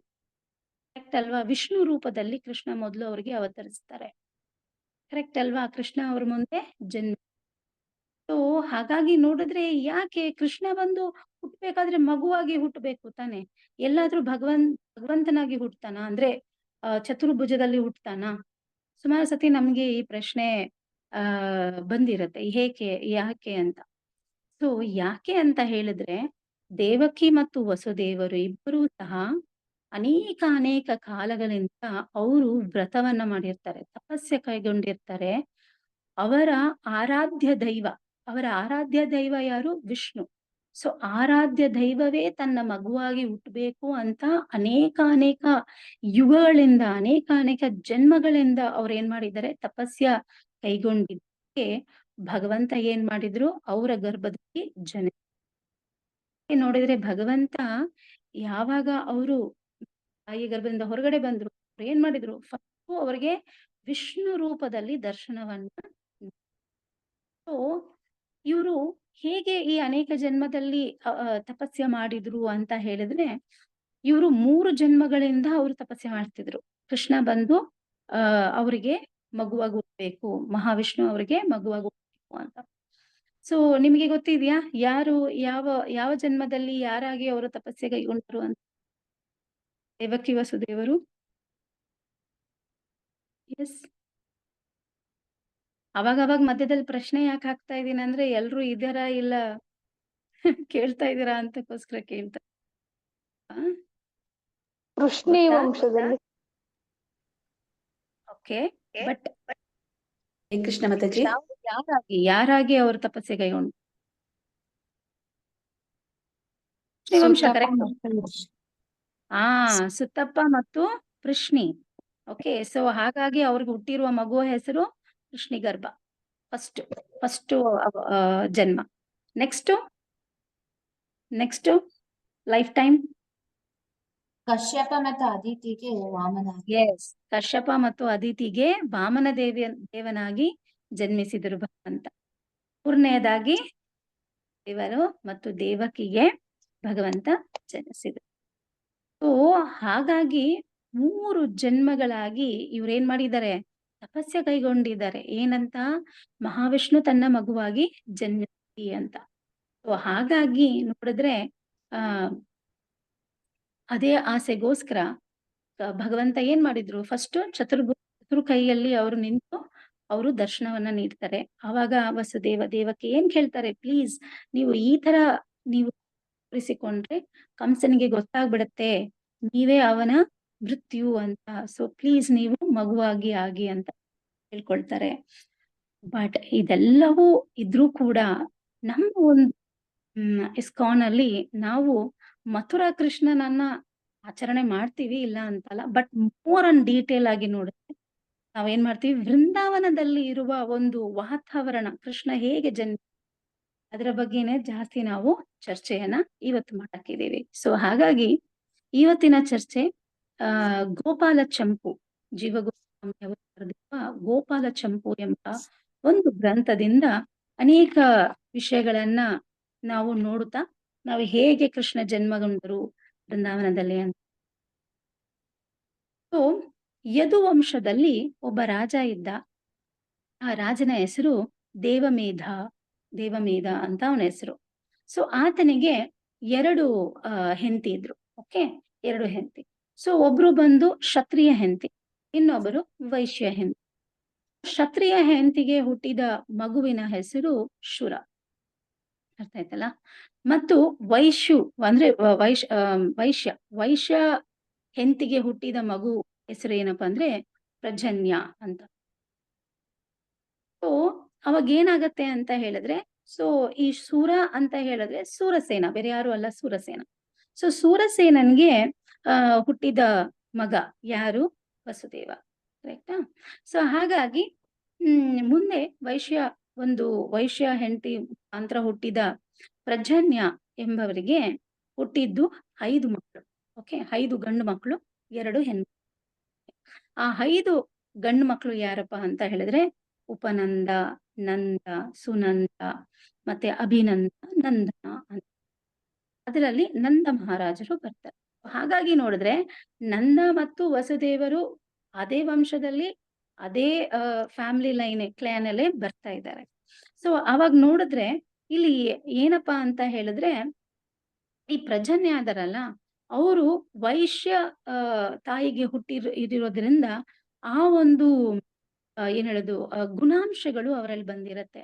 ಸೊ ಬೇಸಿಕಲ್ ಆಗಿ ಅವ್ರಿಗೆ ಏನ್ ಗುಣಾಂಶ ಅಂತ ಹೇಳಿದ್ರೆ ವ್ಯವಸಾಯ ಮಾಡೋದು, ಮತ್ತೆ ಗೋರಕ್ಷಣೆ ಮಾಡೋದು, ಇದು ಅವರ ಒಂದು ಏನ್ ಹೇಳೋದು ವಂಶದ ಒಂದು ಕ್ವಾಲಿಟಿ ಅಂತ ಹೇಳ್ಬೋದು, ಅಥವಾ ಆಕ್ಯುಪೇಷನಲ್ ಡ್ಯೂಟಿ ಅಂತ ಹೇಳ್ಬೋದು. ಸರಿನಾ? ಆತರ ಇರ್ಬೇಕಾದ್ರೆ ಅವರಿಗೆ ಇನ್ನ 2 ಹೆಣ್ಮಕ್ಳು ಹುಡ್ತಾರೆ. ಆ ಹೆಣ್ಮಕ್ಳು ಬಂದು ಸನಂದ ದೇವಿ ಮತ್ತು ನಂದಿನಿ ದೇವಿ ಅಂತ. ಸೊ ಅವಾಗ ಏನಾಗತ್ತೆ ಅಂತ ಹೇಳಿದ್ರೆ, ಈ ತರ ಅವರ ಒಂದು ಜೀವನ ನಡೀತಾ ಇರ್ಬೇಕಾದ್ರೆ ಪ್ರಜನ್ಯಾಗೆ ಒಂದ್ಸತಿ ಉಪನಂದನನ್ನ ಕರೀತಾರೆ. ಯಾಕಂದ್ರೆ ಉಪನಂದ ಬಂದು ಎಲ್ಲರಿಗಿಂತ ದೊಡ್ಡವರು, ಎಲ್ಡರ್ಲಿ ಸನ್. ಉಪನಂದನಿಗೆ ಕರೆದ್ಬಿಟ್ಟು ಹೇಳ್ತಾರೆ, ಈ ತರ ಉಪನಂದ, ಇವಾಗ ನನಗೂ ವಯಸ್ಸಾಗಿದೆ. ಸೊ ನನ್ನ ಜವಾಬ್ದಾರಿಗಳನ್ನ ನೋಡ್ಕೊಳ್ಳಕ್ಕೆ ಮುಂದೆ ನನಗೆ ಅಂತ ಒಬ್ಬ ಹೇಳ್ತಾರೆ ಇರ್ಬೇಕಲ್ವಾ, ಅಂದ್ರೆ ಪ್ರೊಸೀಡರ್ ಬೇಕಲ್ವಾ. ಸೊ ಹಾಗಾಗಿ ನೀನು ಆ ಒಂದು ಸ್ಥಿತಿಯನ್ನ ತಗೋ, ನನ್ನ ರಾಜ್ಯವನ್ನ ತಗೋ, ನೀನು ರೂಲ್ ಮಾಡಕ್ ಸ್ಟಾರ್ಟ್ ಮಾಡು ಅಂತ. ಅವಾಗ ಉಪನಂದ ತಕ್ಷಣ ಏನ್ ಮಾಡ್ತಾರೆ, ಆ ಒಂದು ಇದರಿಂದ ಎದ್ದು ಹೇಳ್ತಾರೆ, ಈ ತರ ಅಪ್ಪ, ನನ್ಗೆ ಈ ಸ್ಥಿತಿಯನ್ನ ಕೊಡಕ್ಕಿಂತ, ಲೈಕ್ ನನಗೆ ರಾಜ್ಯನ ಒಪ್ಪಿಸೋಕ್ಕಿಂತ ನೀವು ನಂದನಿಗೆ ಒಪ್ಪಿಸಬೇಕು ಅಂತ ಹೇಳಿದ್ರೆ, ನಂದ ಬಂದು ಎಲ್ಲ ಪ್ರಜೆಗಳಿಗೆ ತುಂಬಾ ಪ್ರಿಯವಾದವನು. They all like Nanda very much. ಅದು ಮಾತ್ರ ಅಲ್ಲದೆ ನಂದನಿಗೂ ಕೂಡ ತುಂಬಾ ಒಳ್ಳೆ ಗುಣಾಂಶಗಳಿದೆ. ಯಾವ ತರ ಅಂತ ಹೇಳಿದ್ರೆ, ಒಬ್ಬ ರಾಜ ಅಂತ ಹೇಳಿ ಹೇಗೆ ಒಬ್ಬ ಪ್ರಜೆಗಳನ್ನ ರಕ್ಷಿಸೋದಾಗಿರ್ಲಿ, ಅವ್ರಿಗೆ ಬೇಕಾಗಿರುವ ಸಲಹೆಗಳಾಗಿರ್ಲಿ, ಅಥವಾ ಅವ್ರಿಗೆ ಬೇಕಾಗಿರುವ ಏನ್ ಹೇಳೋದು ಫೆಸಿಲಿಟೀಸ್ ಆಗಿರ್ಲಿ, ಎಲ್ಲವನ್ನ ನೋಡ್ಕೊಳ್ಳೋ ಒಂದು ಉತ್ತಮ ಗುಣಾಂಶ ನಂದನಿಗಿದೆ. ಸೊ ಹಾಗಾಗಿ ನೀನು ನಂದನನ ರಾಜ್ಯವನ್ನ ಒಪ್ಪಿಸಿ ಅಂತ ಉಪನಂದ ಕೇಳ್ತಾರೆ. ಅದ್ ಮಾತ್ರ ಹೇಳಲ್ಲ, ಮತ್ತೆ ಅವ್ರು ಹೇಳ್ತಾರೆ, ಈ ತರ ನನ್ನ ಹೆಸರು ಉಪನಂದ ಅಂತ ಹೇಳಿದ್ರೆ ನಂದನಿಗೆ ಅಮ್ಮ ಅಂತ ಆಗತ್ತೆ. ಓಕೆನಾ? ಅವ್ರು ಹುಟ್ಟಿದ್ದೇನೋ ಎಲ್ಡರ್ಲಿ ಬ್ರದರ್, ಬಟ್ ಹೆಸರು ಏನ್ ಕೊಟ್ಟಿದ್ದಾರೆ ಉಪನಂದ ಅಂದ್ರೆ ಏನು, ನಂದನಿಗೆ ಚಿಕ್ಕವನು ಅಂತ ಅರ್ಥ ಆಗತ್ತೆ. ಸೊ ಹಾಗಾಗಿ ನೋಡಿದ್ರೆ ನಾನು ನನ್ನ ನಂದನಿಗೆ ಸೇವಕನಾಗಿ ನಾನು ಸೇವೆ ಮಾಡಕ್ಕೆ ಮುಂದುವರಿದ್ದೀನಿ. ಹಾಗಾಗಿ ನೀವು ಆ ರಾಜ್ಯವನ್ನ ನಂದನಿಗೆ ಕೊಡಿ ಅಂತ. ಹಾಗಾಗಿನೇ ನಂದ ಮಹಾರಾಜರಿಗೆ ನಂದ ಮಹಾರಾಜ ಅಂತ ಹೆಸರು ಬಂದಿತ್ತು. ಆಯ್ತಲ್ಲ? ಯಾಕಂದ್ರೆ ಪ್ರಜಜನ್ಯ ಏನ್ ಮಾಡ್ತಾರೆ, ಚೈತನ್ಯ ನಂದ ಮಹಾರಾಜರನ್ನ ರಾಜನಾಗಿ ನಿಯಮಿಸ್ತಾರೆ. ಸೊ ನಂದ ಮಹಾರಾಜರು ತುಂಬಾ ವಿನಮ್ರತೆಯಿಂದ ತುಂಬಾ ಹಂಬಲ್ ವೀಕ್ ಪರ್ಸನಾಲಿಟಿ ನಂದ ಮಹಾರಾಜ, ಸರಿನಾ? ಅವ್ರೇನ್ ಮಾಡ್ತಾರೆ, ಸರಿ ಇದೇ ಎಲ್ಲರಿಗೂ ಇಷ್ಟ ಆಗಿದ್ರೆ, ಎಲ್ಲರೂ ನನ್ನನ್ನ ಸ್ವೀಕರಿಸ್ಕೊಳ್ಳೋದಾಗಿದ್ರೆ, ನಾನು ಅವರನ್ನ ಒಳ್ಳೆ ರೀತಿಯಾಗಿ ನೋಡ್ಕೊಳ್ಳೋದಾಗಿದ್ರೆ, ನನಗೆ ಈ ಒಂದು ರೆಸ್ಪಾನ್ಸಿಬಿಲಿಟಿ ನಾನು ತಗೊಳಕ್ಕೆ ರೆಡಿ ಆಗಿದ್ದೀನಿ ಅಂತ ಹೇಳಿ ನಂದ ಮಹಾರಾಜರು ಏನ್ ಮಾಡಿದ್ರು, ಆ ಒಂದು ಸೇವೆಯನ್ನ ತಗೊಳ್ತಾರೆ. ಸೊ ಇಲ್ಲಿ ನೋಡಿದ್ರೆ ನಾವು ನಮಗೂ ಒಂದು ಲೆಸನ್ ಇದೆ, ನಾವು ಅರ್ಥ ಮಾಡ್ಕೊಳ್ಳಬೇಕು. ಏನಪ್ಪಾ ಅಂತ ಹೇಳಿದ್ರೆ, ವೃಂದಾವನದಲ್ಲಿ ಎಲ್ಲರೂ ಯಾರೇ ಆಗಿರ್ಲಿ, ಅವರು ಮಹಾರಾಜರೇ ಆಗಿರ್ಲಿ ಅಥವಾ ಸೇವಕರೇ ಆಗಿರ್ಲಿ, ಅವರು ಸಾಮಾನ್ಯ ಮನುಷ್ಯರೇ ಆಗಿರ್ಲಿ, ಅವ್ರ ಎಲ್ಲರಿಗೂ ಒಂದು ಗುಣಾಂಶ ಇದೆ. ಏನ್ ಗುಣಾಂಶ ಅಂತ ಅಂದ್ರೆ ಹ್ಯುಮಿಲಿಟಿ ಅಂತ ಹೇಳಿದ್ರೆ ವಿನಮ್ರತೆ. ಅರ್ಥ ಆಯ್ತಲ್ಲ? ಸೊ ಒಬ್ಬ ಭಕ್ತನ ಒಂದು ಕ್ವಾಲಿಟಿ, ಒಂದು ಲಕ್ಷಣ, ಒಬ್ಬ ಭಕ್ತ ಅಂತ ಹೇಳಿದ್ರೆ ಒಂದು ಲಕ್ಷಣ ಏನಪ್ಪಾ ಅಂದ್ರೆ ಹ್ಯುಮಿಲಿಟಿ. ನಾವು ಯಾವಾಗ ಆ ಒಂದು ಆಮ್ ಹೇಳೋದು ವಿನಮ್ರತೆಯನ್ನ ಬೆಳೆಸ್ಕೊಳ್ತೀವಿ, ಆವಾಗ ನಾವು ಭಕ್ತರಾಗಕ್ಕೂ ಮತ್ತೆ ಭಕ್ತನಾಗಿ ತಗೊಳ್ಳೋ ಎಲ್ಲ ಜವಾಬ್ದಾರಿಗಳು ನಾವು ಆಹ್ ಏನ್ ಹೇಳೋದು ಕ್ವಾಲಿಫೈಡ್. ಅರ್ಥ ಆಯ್ತಲ್ಲ? ನಾವು ಅದಕ್ಕೆ ಅರ್ಹತೆ ಹೊಂದ್ಕೊಳ್ತೀವಿ. ಇಲ್ಲ ಅಂದ್ರೆ ನಮಗೆ ಯಾವ ಅರ್ಹತೆನೇ ಇರೋದಿಲ್ಲ. ಯಾಕಂತ ಹೇಳಿದ್ರೆ ಸಾಮಾನ್ಯವಾಗಿ ಯಾರಿಗಾದ್ರೂ ಒಂದು ಪೋಸ್ಟ್ ಸಿಕ್ಕಿದ್ರೆ, ಓಕೆನಾ, ಒಂದು MP ನೋ ಒಂದು MLA ನೋ ಇಲ್ಲ ಒಂದು ರಾಜನಾಗೋ ಇಲ್ಲ ಜಸ್ಟ್ ನಮ್ಮ ಫ್ಯಾಮಿಲಿಯಲ್ಲೇ ಒಂದು ಟಾಪ್ ಮೋಸ್ಟ್ ಪೊಸಿಷನ್ ಸಿಕ್ಕಿದ್ರೆ ಕೂಡ ನಾವೇನ್ ಮಾಡ್ತೀವಿ, ನಾವು ಕಂಟ್ರೋಲ್ ಮಾಡಕ್ಕೆ ಟ್ರೈ ಮಾಡ್ತೀವಿ ಅಲ್ವಾ? That is our default. ಅದು ನಮ್ಮಲ್ಲಿ ಇರುವ ಒಂದು ಡಿಫೆಕ್ಟ್ ಅಲ್ವಾ? ಅದು ನಮ್ಮ ದೋಷ, ನಮ್ಮಲ್ಲಿರುವ ದೋಷ. ಸೊ ಇಲ್ಲಿ ನಾವು ಏನು ನಂದ ಮಹಾರಾಜರ ಹತ್ರ ಕಲಿಬೇಕಾಗಿರೋದಂದ್ರೆ, ಹೇಗೆ ವಿನಮ್ರತೆಯನ್ನ ಸಹಿಸ್ಕೋಬೇಕು, ಹೇಗೆ ನಾವು ಆ ಒಂದು ಹೇಳ್ತಾರೆ, when position comes two things. Position ಅಂತೆ ಒಂದು ಅಧಿಕಾರ ಅಂತ ಬಂದಾಗ ಎರಡು ವಿಷಯ ಅದರ ಜೊತೆಗೆ ಬರುತ್ತೆ.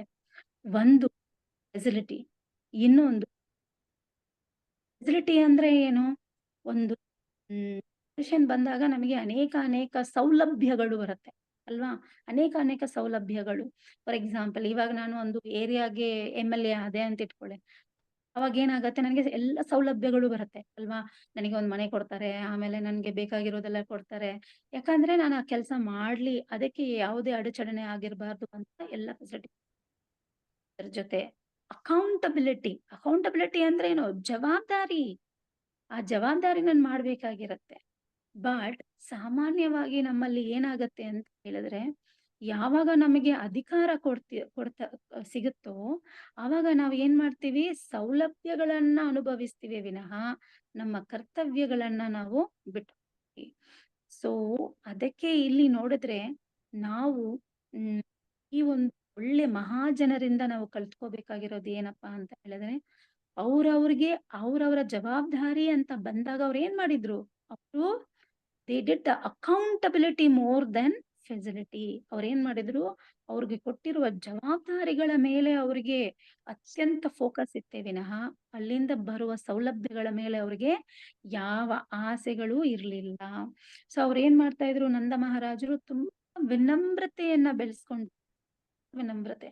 So very simple people. ಯಾಕಂತ ಹೇಳಿದ್ರೆ ಹಳ್ಳಿ ಜನರೆಲ್ಲ ತುಂಬಾ ಸೊ ಹಾಗಾಗಿ ಅವರ ಮನಸ್ಥಿತಿನೂ ತುಂಬಾ ಸರಳ ಮನಸ್ಥಿತಿಯಾಗಿರತ್ತೆ. ಸೊ ಇಲ್ಲಿ ಅಂತ ಸರಳ ಮನಸ್ಥಿತಿಯನ್ನ ನಾವು ಕೂಡ ಬೆಳೆಸ್ಕೋಬೇಕು. ಅದು ನಾವು ಇಲ್ಲಿ ಕಲ್ತ್ಕೋಬೇಕಾಗಿರುವ ವಿಷಯ ಆಗಿದೆ. ಸೊ ಹಾಗಾಗಿ ನೋಡಿದ್ರೆ ನಂದ ಮಹಾರಾಜರನ್ನ ನೇಮಿಸ್ತಾರೆ. ನಂದ ಮಹಾರಾಜನ ನೇಮಿಸಿದಾಗ ನಂದ ಮಹಾರಾಜರಿಗೆ ಎಲ್ಲರಿಗೂ ತುಂಬಾ ಖುಷಿ ಆಗತ್ತೆ. ಅಲ್ಲಿದ್ದ ಎಲ್ಲ ವೃಂದಾವನ ವಾಸಿಗೂ ಖುಷಿ ಆಗತ್ತೆ. ಇವತ್ತಿಂದ ನಂದ ಮಹಾರಾಜರು ನಮ್ಮ ರಾಜರಾಗಿರ್ತಾರೆ, ಅವರೇ ನಮ್ಮನ್ನ ಆಳ್ತಾರೆ, ಎಲ್ಲರನ್ನ ನೋಡ್ಕೊಳ್ತಾರೆ ಅಂತ. ಆ ಸಮಯದಲ್ಲಿ ನಂದ ಮಹಾರಾಜಗೆ ವರವನ್ನು ನೋಡ್ತಾರೆ. ಆ ವರದಲ್ಲಿ ಯಶೋಧ ತಾಯಿ. ಯಶೋಧ ಯಾರಪ್ಪ ಅಂತ ಹೇಳಿದ್ರೆ, ಆ ಗ್ರಾಮದಲ್ಲಿ ಇದ್ದ ಒಂದು ಚೀಫ್ ವೈಶ್ಯ ಅವರ ಮಗಳಾಗಿ ಹುಟ್ಟಿರ್ತಾಳೆ. ಸೊ ಯಶೋದಮ್ಮ ನೋಡಕ್ಕೆ ಅಷ್ಟೇ ನಂದ ಮಹಾರಾಜರು ಎಷ್ಟು ವಿನಮ್ರತೆಯಿಂದ ಇದ್ದಾರೋ, ಯಶೋದಮಯ್ಯ ಅದಕ್ಕಿಂತ ವಿನಮ್ರತ. ಯಶೋದಮಯ್ಯ ನೋಡಕ್ಕೆ ಅಷ್ಟು ಬ್ಯೂಟಿಫುಲ್, ತುಂಬಾ ಸೌಂದರ್ಯತೆ, ಶೀಲ್ಯತೆ ಮತ್ತು ಎಲ್ಲ ಗುಣಾಂಶಗಳನ್ನ ಹೊಂದಿರುವ ಒಂದು ಹೆಣ್ಮಗಳಾಗಿರ್ತಾಳೆ. ಸೊ ಹಾಗಾಗಿ ಇವರಿಬ್ರಿಗೂ ಮದುವೆ ಎಂಬುದು ಆಗತ್ತೆ. ಬಟ್ ಏನಪ್ಪಾ ಅಂತ ಹೇಳಿದ್ರೆ ಇವರಿಬ್ರಿಗೂ ಮದ್ವೆ ಆದ್ರೂ ಸಹ ತುಂಬಾ ವರ್ಷಗಳಿಂದ ಇವರಿಬ್ರಿಗೆ ಮಕ್ಳೇನು ಇರೋದಿಲ್ಲ, ಮಕ್ಳು ಹುಟ್ಟಿರಲ್ಲ. ಸೊ ಹಾಗಾಗಿ ಇಬ್ರಿಗೂ ತುಂಬಾ ದುಃಖದ ಒಂದು ಪರಿಸ್ಥಿತಿ. ಅವರು ಇಷ್ಟೆಲ್ಲ ಇದಾಗಿದ್ರು ಕೂಡ ಮಕ್ಳಿಲ್ಲ ಅಂತ ತುಂಬಾ ಬೇಸರ. ಸೊ ಅವರು ಎಲ್ಲ ದೇವತೆಗಳ ಪೂಜೆ ಮಾಡಿರ್ತಾರೆ, ಎಲ್ಲ ಆರಾಧನೆಗಳು ಮಾಡಿರ್ತಾರೆ. ಮತ್ತೆ ಅಲ್ಲಿ ಆ ಒಂದು ರಜಭೂಮಿಯಲ್ಲಿ ಇದ್ದ ಅನೇಕ ಸಾಧುಗಳಾಗ್ಲಿ, ಸಂತರಾಗಿರ್ಲಿ, ಅವ್ರು ಹೇಳಿರುವ ವ್ರತಗಳಾಗಿರ್ಲಿ, ತಪಸ್ಯೆಗಳಾಗಿರ್ಲಿ ಎಲ್ಲ ಕೈಗೊಂಡಿರ್ತಾರೆ.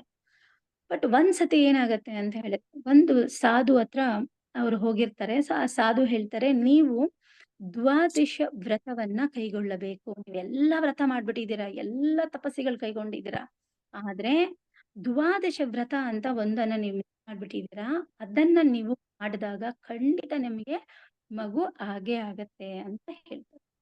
ಸೊ ಆವಾಗ ನಂದ ಮಹಾರಾಜರು, ಯಶೋದಮ್ಮಯ್ಯ ಇಬ್ರು ಸೇರಿ ಏನ್ ಮಾಡ್ತಾರೆ, ಈ ದ್ವಾದಶಿ ವ್ರತವನ್ನ ತುಂಬಾ ಶ್ರದ್ಧಾ ರೂಪದಲ್ಲಿ ಅವರು ಹೇಗೆ ಅದನ್ನ ಕೈಗೊಳ್ತಾರೆ ಅಂತ ಹೇಳಿದ್ರೆ, ಅವರ ಮನಸ್ಸು, ದೇಹ, ಆತ್ಮ ಎಲ್ಲವೂ ಸಹ ಕೃಷ್ಣ ಪ್ರಜ್ಞೆಯಲ್ಲಿ, ಅಂದ್ರೆ ಕಂಪ್ಲೀಟ್ ಕೃಷ್ಣ ಕಾನ್ಶಿಯಸ್ ಆಗಿ. ಯಾಕಂದ್ರೆ ಅವರಿಗೆ ಕೃಷ್ಣನ ಮೇಲೆ ಅಷ್ಟೊಂದು ನಂಬಿಕೆ.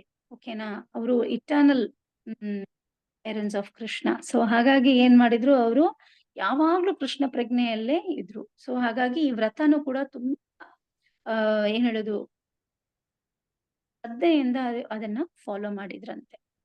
ಅವಾಗ ಫಾಲೋ ಮಾಡಿದಾಗ ಏನಾಯ್ತು ಅಂತ ಹೇಳಿದ್ರೆ, ಅವಾಗ ಯಶೋದಮಯ್ಯ ಅವರ ಮುಖದಲ್ಲಿ ಅನೇಕ ತೇಜಸ್ಸನ್ನ ಅನೇಕ ತೇಜಸ್ಸು ಕಂಡು ಬಂದಾಗ ಅಲ್ಲಿದ್ದ ಎಲ್ಲ ಬ್ರಜವಾಸಿಗಳು ಬಂದು ಹೇಳ್ತಾರೆ, ಯಶೋದಮಯ್ಯ ನಿಮ್ಮ ಮುಖ ಇವಾಗ ತುಂಬಾ ಪ್ರಕಾಶಗೊಂಡಿದೆ, ಎಲ್ಲ ಕಡೆ ನಿಮ್ಮ ಪ್ರಕಾಶವು ಹಬ್ಬುತ್ತಾ ಇದೆ ಅಂತ ಹೇಳಿದ್ರೆ, ಪ್ರಜ್ವಲಿಸ್ತಾ ಇದೆ ಅಂದ್ರೆ ಖಂಡಿತ ಯಾವುದೋ ಒಂದು ಒಳ್ಳೆ ವಿಷಯ ನಿಮ್ಮ ಜೀವನದಲ್ಲಿ ನಡೆಯಕ್ಕಿದೆ, ನಮ್ಗೆಲ್ಲರಿಗೂ ಕಾನ್ಫಿಡೆಂಟ್ ಇದೆ ನಿಮ್ಮ ಒಂದು ವ್ರತ ಕೈಗೊಳ್ಳುತ್ತೆ ಅಂತ ಬಂದು ಎಲ್ಲರೂ ಅವರನ್ನ ಉತ್ಸಾಹಿಸ್ತಾ ಇದ್ರಂತೆ. ಇದನ್ನೆಲ್ಲ ಸುಖದೇವ ಗೋಸ್ವಾಮಿ ಅವರು ಪರೀಕ್ಷಿತ್ ಮಹಾರಾಜರಿಗೆ ಇದೇ ಅಧ್ಯಾಯದಲ್ಲಿ ಹೇಳ್ತಾ ಇದ್ದಾರೆ, ಈ ಕಥೆ ಹೇಗೆ ನಡೀತಾ ಇದೆ ಅಂತ. ಅವಾಗ ಪರೀಕ್ಷಿತ್ ಮಹಾರಾಜರಿಗೆ ಒಂದು ಪ್ರಶ್ನೆ ಬಂತು. ಏನ್ ಪ್ರಶ್ನೆ ಅಂತ ಹೇಳಿದ್ರೆ, ಸುಖದೇವ ಗೋಸ್ವಾಮಿ ಹತ್ರ ಕೇಳ್ತಾ ಇದ್ದಾರೆ, ಹೌದು, ಆಫ್ಟರ್ ಆಲ್ ಒಂದು ತಪಸ್ಯ ಮಾಡಿದ್ರೆ ಭಗವಂತ ಹುಟ್ಟುಬಿಡ್ತಾನಾ? ಇದು ಹೇಗ್ ಸಾಧ್ಯ ಅಂತ ಪರೀಕ್ಷಿತ್ ಮಹಾರಾಜರು ಸುಖ ಮಹರ್ಷಿ ಹತ್ರ ಕೇಳ್ತಾ ಇದ್ದಾರೆ. ಯಾಕಂತ ಹೇಳಿದ್ರೆ, ಇಲ್ಲಿ ತನಕ 9 ಸ್ಕಂದಗಳನ್ನ ಅವರು ಕೇಳ್ತಾ ಇದ್ದಾರೆ ದೇವ ಗೋಸ್ವಾಮಿ ಹತ್ರ.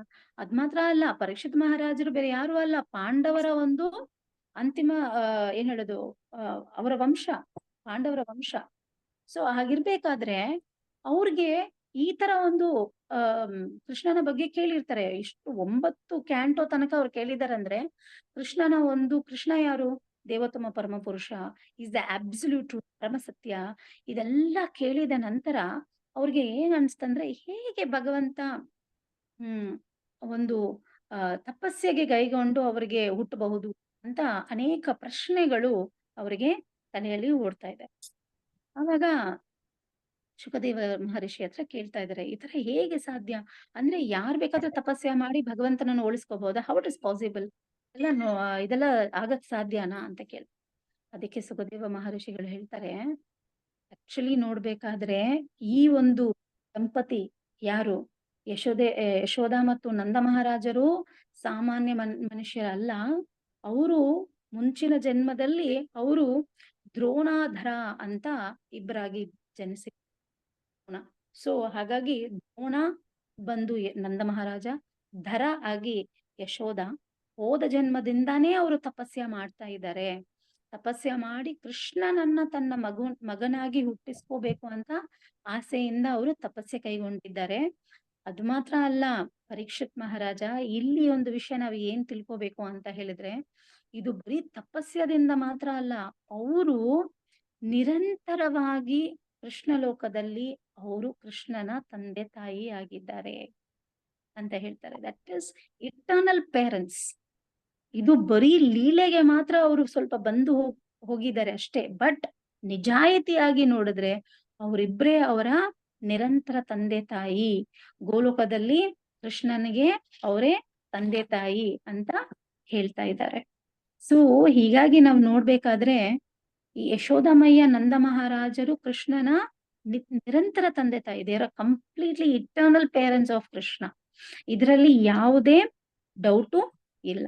ಸೊ ಹಾಗಾಗಿ ಸುಖ ಮಹರ್ಷಿಗಳು ಪರೀಕ್ಷಿತರಿಗೆ ಹೇಳ್ತಾ ಇದ್ದಾರೆ, ಸೊ ಇದು ಜಸ್ಟ್ ಒಂದು ಲೀಲೆಗೆ ಬಂದು ಹೋಗಿದ್ದಾರೆ, ಬಟ್ ಆದ್ರತೆ ಅವರು eternal, there always parents of Krishna ಅಂತ ಅವರು ಹೇಳ್ತಾ ಇದ್ದಾರೆ.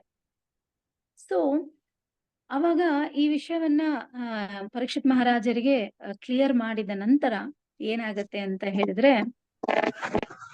ರಾಜರಿಗೂ ಕೃಷ್ಣ ಯಶೋದಮಯ್ಯಗೂ ಒಂದು ರಾತ್ರಿ ಒಂದು ಕನಸು ಬರುತ್ತೆ. ಓಕೆ, ಆ ಕನಸು ಏನಪ್ಪಾ ಅಂತ ಹೇಳಿದ್ರೆ, ಇಬ್ರಿಗೂ ಒಂದೇ ಕನಸು ಬರುತ್ತೆ. ಆ ಕನಸಲ್ಲಿ ಒಂದು ಚಿಕ್ಕ ಮಗು, ಒಂದು ಚಿಕ್ಕ ಮಗು, ಆ ಮಗು ಬಂದು ನೀಲಿ ಬಣ್ಣದಲ್ಲಿ ಇದ್ದಾನೆ, ಮತ್ತೆ ಅವನಿಗೆ ಗುಂಗುರು ಕೂದಲುಗಳು, ಮತ್ತು ಅವನ ಒಂದು ತುಟಿಯೆಲ್ಲ ಒಂದು ಬಿಂಬದ ಏನು ಹಣ್ಣಿನ ಹಾಗೆ ಕಂಪ್ಲೀಟ್ ಆಗಿ ರೆಡ್ ಕಲರ್ ಆಗಿ ಇದೆ. ಮತ್ತೆ ಅವನ ತಲೆಯಲ್ಲಿ ಒಂದು ಪೀಕಾಕ್ ಫೆದರ್ ಇದೆ, ಬಿಳುಗೆರೆ ಇದೆ, ಮತ್ತೆ ಕೈಯಲ್ಲಿ ಕೊಳಲಿಟ್ಟಿದ್ದಾನೆ. ಸೊ ಈ ತರ ಒಂದು ಮಗುವಿನ ಚಿತ್ರವನ್ನ ಅವರು ಕನಸಲ್ಲಿ ನೋಡ್ತಾರೆ. ಕನಸಲ್ಲಿ ನೋಡಿದಾಗ ಬೆಳಗ್ಗೆ ಇಬ್ರು ಎದ್ದೊಳ್ತಾರೆ. ಎದ್ಬಿಟ್ಟು ಇಬ್ರು ಚರ್ಚೆ ಮಾಡ್ಕೊಳ್ತಾ ಇದ್ದಾರೆ, ಈ ತರ ನನ್ಗೊಂದು ಕನಸು ಬಂದು ಈ ತರ ಒಂದು ಮಗುವನ್ನ ನಾನು ನೋಡಿದೆ ಅಂತ. ಅವಾಗ ನೋಡ್ಬೇಕಾದ್ರೆ ಇಬ್ಬರ ಒಂದು ಆಹಾರವಿಂದದಲ್ಲಿ ಒಂದು ಪ್ರಜ್ವಲ ಕಾಣಿಸ್ಕೊಳ್ಳುತ್ತೆ ಅಂತ ಹೇಳಿದ್ರೆ, ಅವಾಗ ನಂದ ಮಹಾರಾಜರು ಹೇಳ್ತಾರೆ, ಇದೇ ಕನಸು ನನಗೂ ಕೂಡ ಬಂತು, ಇದೇ ಕನಸು ನನಗೂ ಬಂತು. ಅಂದ್ರೆ ಖಂಡಿತವಾಗಿ ಕೃಷ್ಣ ನಮಗೆ ಹುಟ್ಟೋಕೆ ರೆಡಿ ಆಗ್ತಾ ಇದ್ದಾರೆ. Krishna is going to come in our life. ನಮ್ ಜೀವನದಲ್ಲಿ ಕೃಷ್ಣ ಬರಕ್ಕಿದ್ದಾನೆ, ಇದೇ ಇದರ ಸೂಚನೆ ಅಂತ ನಂದ ಮಹಾರಾಜರು ಯಶೋದಮಯ್ಯಗೆ ಹೇಳ್ತಾ ಇದ್ದಾರೆ. ಈ ಆನಂದವು ಹೇಗಿತ್ತು ಅಂತ ಹೇಳಿದ್ರೆ, ಇಡೀ ವ್ರಜ ಭೂಮಿಯೇ ಪ್ರಜ್ವಲಿಸ್ತಾ ಇದೆ ಅಂತೆ ಆ ಆನಂದದಿಂದ. ಅದಕ್ಕೆ ಹೇಳ್ತಾರೆ, ನಾವು ಯಾರ ಹತ್ರ ಅಸೋಸಿಯೇಷನ್ ಇಟ್ಕೋಬೇಕು ಅಂದ್ರೆ ಭಕ್ತರ ಹತ್ರ ಅಸೋಸಿಯೇಷನ್ ಇಟ್ಕೋಬೇಕು. ಯಾಕಂದ್ರೆ ಹೇಳಿದ್ರೆ, ಅವರು ಸದೈವ ಕೃಷ್ಣನನ್ನ ಹೃದಯ ಭಾಗದಲ್ಲಿ ಅಂದ್ರೆ ಹೃದಯ ಕೋಶದಲ್ಲಿ ಅವ್ರು ಇಟ್ಕೊಳ್ತಾ ಇದ್ದಾರೆ. ಸೊ ಯಾರೆಲ್ಲ ಭಗವಂತನನ್ನ ಹೃದಯ ಕೋಶದಲ್ಲಿ ಇಟ್ಕೊಳ್ತಾ ಇದ್ದಾರೋ ಅವ್ರು ಏನ್ ಮಾಡ್ತಾರೆ, ಕೃಷ್ಣ ಅವರ ಅಂತರಾಳದಿಂದ ಅವರ ಒಂದು ಪ್ರಜ್ವಲೆ ಇದೆಲ್ಲ, ಭಗವಂತನ ಒಂದು ನಮ್ಮ ಜ್ಯೋತಿ ಇದೆ ಅಂತ ಹೇಳ್ತಾರಲ್ಲ, ಸೊ ಆ ಪ್ರಜ್ವಲ ಆ ಭಕ್ತರ ಮುಖಾರವಿಂದದಲ್ಲಿ ಬಂದು ಅದು ಎಲ್ಲ ಕಡೆ ಹರಡುತ್ತೆ. Everywhere positive energy, everywhere happiness, ಎಲ್ಲ ಕಡೆ ಸಂತೋಷವೋ ಸಂತೋಷ ಮಾತ್ರ ಕಂಡುಕೊಳ್ಳುತ್ತೆ. ಸೊ ಅದೇ ವ್ರಜಭೂಮಿಯಲ್ಲಿ ನಡೆದಿರೋ ಒಂದು ಘಟನೆ. ಸೊ ಎಲ್ಲಾ ಕಡೆ ಆನಂದ, ಎಲ್ಲ ಕಡೆ ತೇಜಸ್ಸು, ಎಲ್ಲ ಕಡೆ ಪ್ರಜ್ವಲಿಸ್ತಾ ಇದೆ, ಎಲ್ಲರ ಮುಖವು ಆನಂದಮಯವಾಗಿದೆ. ಸೊ ಆ ತರ ಇರ್ಬೇಕಾದ್ರೆ ಅವತ್ತು ಆ ಊರಿಗೆ ಒಂದು ಅಂದ್ರೆ ಮಿಡ್ಲ್ ಏಜ್ ಲೇಡಿ, ಸ್ವಲ್ಪ ಸನ್ಯಾಸಿ ರೂಪದಲ್ಲಿ ಬರ್ತಾ ಇದ್ದಾರೆ. ಅವ್ರ ಜೊತೆ ಒಬ್ಬ ಬ್ರಾಹ್ಮಣ ಹುಡುಗ.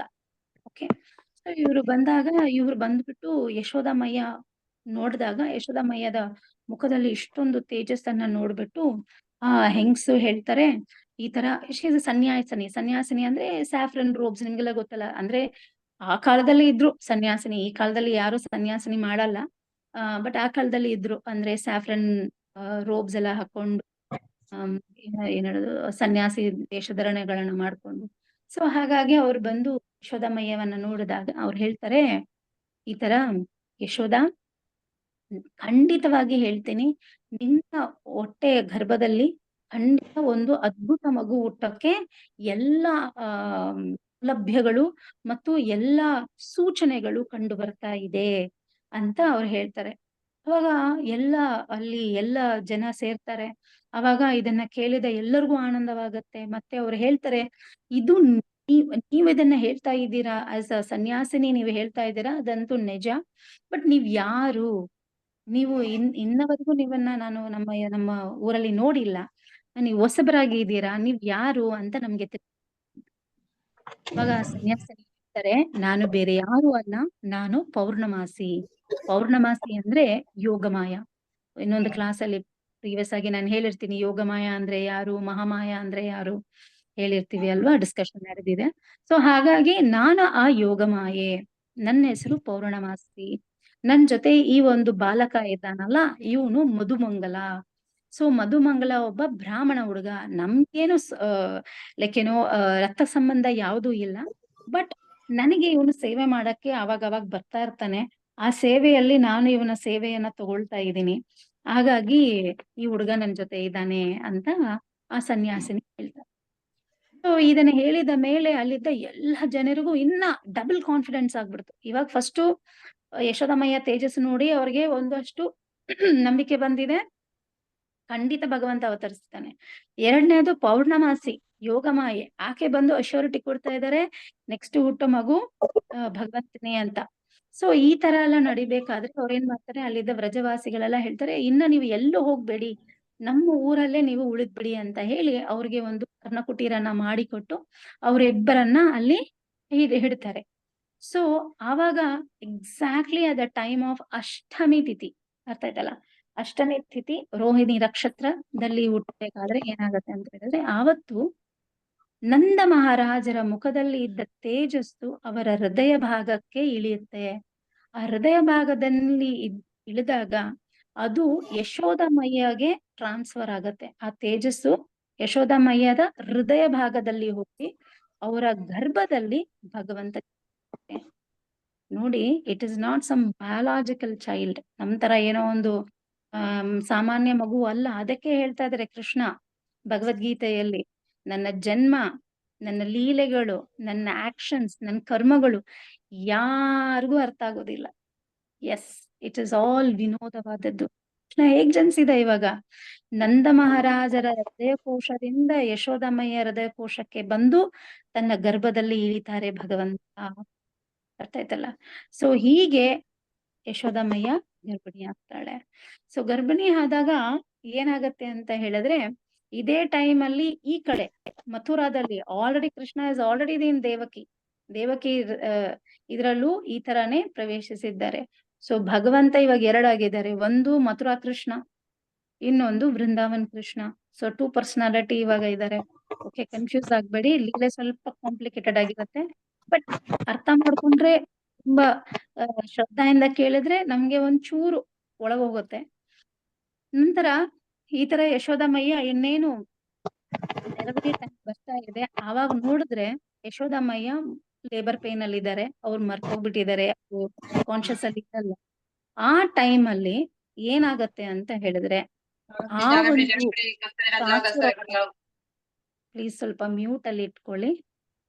ಸೊ ಅವಾಗ ಏನಾಗತ್ತೆ ಅಂದ್ರೆ, ಯಶೋದಮಯ್ಯ ಗರ್ಭ ತಾಳ್ಬೇಕಾದ್ರೆ ಇನ್ನೊಂದು ವಿನೋದವಾಗಿರೋ ವಿಷಯ ನಡೀತು. ಏನು ವಿನೋದವಾಗಿರೋ ವಿಷಯ ಅಂದ್ರೆ, ನಾನು ಹೇಳಿದ್ನಲ್ಲ, ಕೃಷ್ಣ ನಂದ ಮಹಾರಾಜ ಹೃದಯದಿಂದ ಯಶೋದಮಯ್ಯ ಹೃದಯಕ್ಕೆ ಹೋದ್ರು. ಬಟ್ ಇಲ್ಲಿ ಇನ್ನೊಂದು ಟ್ವಿಸ್ಟ್ ಇದೆ ಸ್ಟೋರಿಯಲ್ಲಿ. ಏನಪ್ಪಾ ಅಂತ ಹೇಳಿದ್ರೆ, ಅದೇ ಸಮಯದಲ್ಲಿ ಇನ್ನೊಂದು ಹೆಣ್ಮಗು ಕೂಡ ಟ್ರಾನ್ಸ್ಫರ್ ಆಗಿದ್ರು ಪಾರ್ಟ್. ಏನಪ್ಪಾ ಅಂತ ಹೇಳಿದ್ರೆ, ಆ ಒಂದು ಕೃಷ್ಣ ಹೃದಯದಲ್ಲೇ ಉಳಿದ, ಮತ್ತೆ ಆ ಒಂದು ಹೆಣ್ಮಗು ಯೋಗಮಾಯೆ ಗರ್ಭದಾಳಿದಳು, ಗರ್ಭಕ್ಕೆ ಹೋದಳಂತ. ಅರ್ಥ ಆಯ್ತಲ್ಲ. ಸೊ ದೇವರ್ 2 kids, 2 child, 2 ಮಗು, ಒಂದು ಕೃಷ್ಣ, ಇನ್ನೊಂದು ಯೋಗಮಾಯೆ. ಸೊ ಕೃಷ್ಣ ಯಶೋದಮ್ಮ ಹೃದಯದಲ್ಲಿ ಗರ್ಭದಾಳಿದರು, ಮತ್ತೆ ಯೋಗಮಾಯೆ ತನ್ನ ಗರ್ಭದಲ್ಲಿ ಗರ್ಭದಾಳಿದರು. ಸೊ ಯಶೋದಮಯ್ಯ ಮಗು ಜನಿಸಿದಾಗ ಆಕೆಗೆ ಹುಟ್ಟಿದ್ದು ಯೋಗಮಾಯೆ. ಅರ್ಥ ಆಯ್ತಲ್ಲ. ಸೊ ದುರ್ಗೆ. ಸೊ ಯೋಗಮಾಯೆ ಹುಟ್ಟಿದ ತಕ್ಷಣ ವಸುದೇವರಲ್ಲಿಂದ ಬರ್ತಾ ಇದ್ದಾರೆ.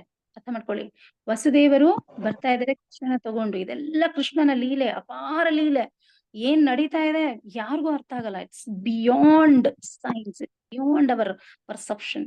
ಸೊ ಕೃಷ್ಣ ಬರ್ತಾ ಇದ್ದಾನೆ ಅಲ್ಲಿಂದ. ವಸುದೇವರು ಕೃಷ್ಣನನ್ನ ಯಮುನಾ ತಟವನ್ನ ದಾಟಿ ಅವರು ಕೃಷ್ಣನ ತರ್ತಾ ಇದ್ದಾರೆ. ಕೃಷ್ಣನ ತಂದು ಯಶೋದಮಯ್ಯದ ಒಂದು ಏನ್ ಹೇಳುದು, ಅವರ ಒಂದು ರೂಮಿಗೆ ಬಂದಾಗ, ಅವರ ಒಂದು ಕೋಣೆಗೆ ಬಂದಾಗ ನೋಡ್ತಾರೆ ಅಲ್ಲಿ ಒಂದು ಹೆಣ್ಣು. ಅವಾಗ ಏನಾಗುತ್ತೆ, ವಸುದೇವರು ಆ ಕೃಷ್ಣನ್ ನೋಡಲ್ಲ. ಏನ್ ಮಾಡ್ತಾರೆ, ಈ ಒಂದು ಹೆಣ್ಮಗುವನ್ನ ತಗೊಂಡು ಬದಲಿಗೆ ತಾನ್ ತಂದಿರೋ ಮಥುರಾ ಕೃಷ್ಣನನ್ನ ಅಲ್ಲಿ ಇಡ್ತಾರೆ. ಇಟ್ಟಾಗ ಏನಾಗತ್ತೆ, ಅವರು ಅವರು ಮಥುರಕ್ಕೆ ಹಿಂದಿರುಗಿಸ್ತಾರೆ. ಇಲ್ಲಿ ಏನಾಗುತ್ತೆ ಅಂತ ಹೇಳಿದ್ರೆ, ಯಶೋದಾಮಯ್ಯದ ಹೃದಯದಲ್ಲಿ ಇರುವ ಆ ವೃಂದಾವನ ಕೃಷ್ಣ ಈ ಮಥುರಾ ಕೃಷ್ಣನೊಂದಿಗೆ ಮರ್ಜ್ ಆಗ್ತಾರೆ. ಈ ಬಿಕಮ್ 1 ಪರ್ಸನಾಲಿಟಿ.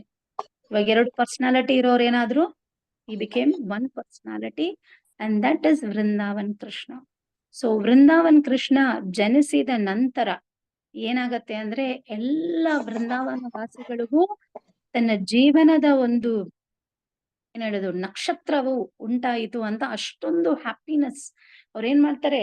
ಅವ್ರ ಹ್ಯಾಪಿನೆಸ್ ಹೇಳ್ಕೊಳಕ್ ಆಗಲ್ಲ. ಆ ಸಂತೋಷವನ್ನ ಅವ್ರೇನ್ ಮಾಡ್ತಾರೆ, ಬೆಣ್ಣೆ, ತುಪ್ಪ, ಮೊಸರು ಅದನ್ನೆಲ್ಲ ಎಲ್ಲರ ಮೇಲೆ ಚೆಲ್ಲಿ ತುಂಬಾ ಆನಂದಮಯವಾಗಿ ಆನಂದಿಸುತ್ತಿದ್ದಾರೆ.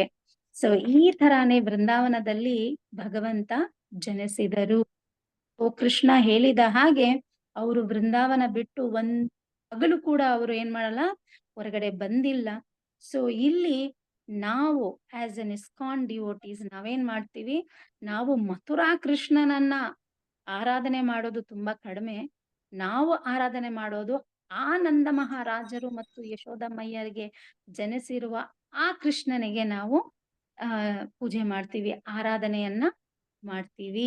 ಸೊ ಹಾಗಾಗಿ ನೋಡಿದ್ರೆ ಈ ಒಂದು ಜನ್ಮಾಷ್ಟಮಿ ಅಂದು ನಾವು ಆಸ್ ಅ ಭಕ್ತರು ಸಾಧಕರು ಏನ್ ಮಾಡ್ಬೇಕು ಅಂತ ಹೇಳಿದ್ರೆ, ಹೇಗೆ ದೇವಿಕಿಯ ಗರ್ಭದಲ್ಲಿ ಈ ಒಂದು ಷದ್ಗರ್ಭ ಅಂತ ಹೇಳ್ತಾರಲ್ವಾ, ಸದ್ಗರ್ಭ 6 ಮಕ್ಕಳುಗಳು ಹೇಗೆ ನಾಶಗೊಂಡು ನೆಕ್ಸ್ಟ್ ಯಾರು ಬಂದ್ರು, ಅನಂತದೇವ ಮತ್ತು ಏನೋ ಕೃಷ್ಣ ಜನಿಸಿದರು. ಅದೇ ರೀತಿ ನಮ್ಮ ಹೃದಯಲ್ಲಿ ಕೂಡ ಈ ಸದ್ಗರ್ಭ ಅಂತ ಇದೆ.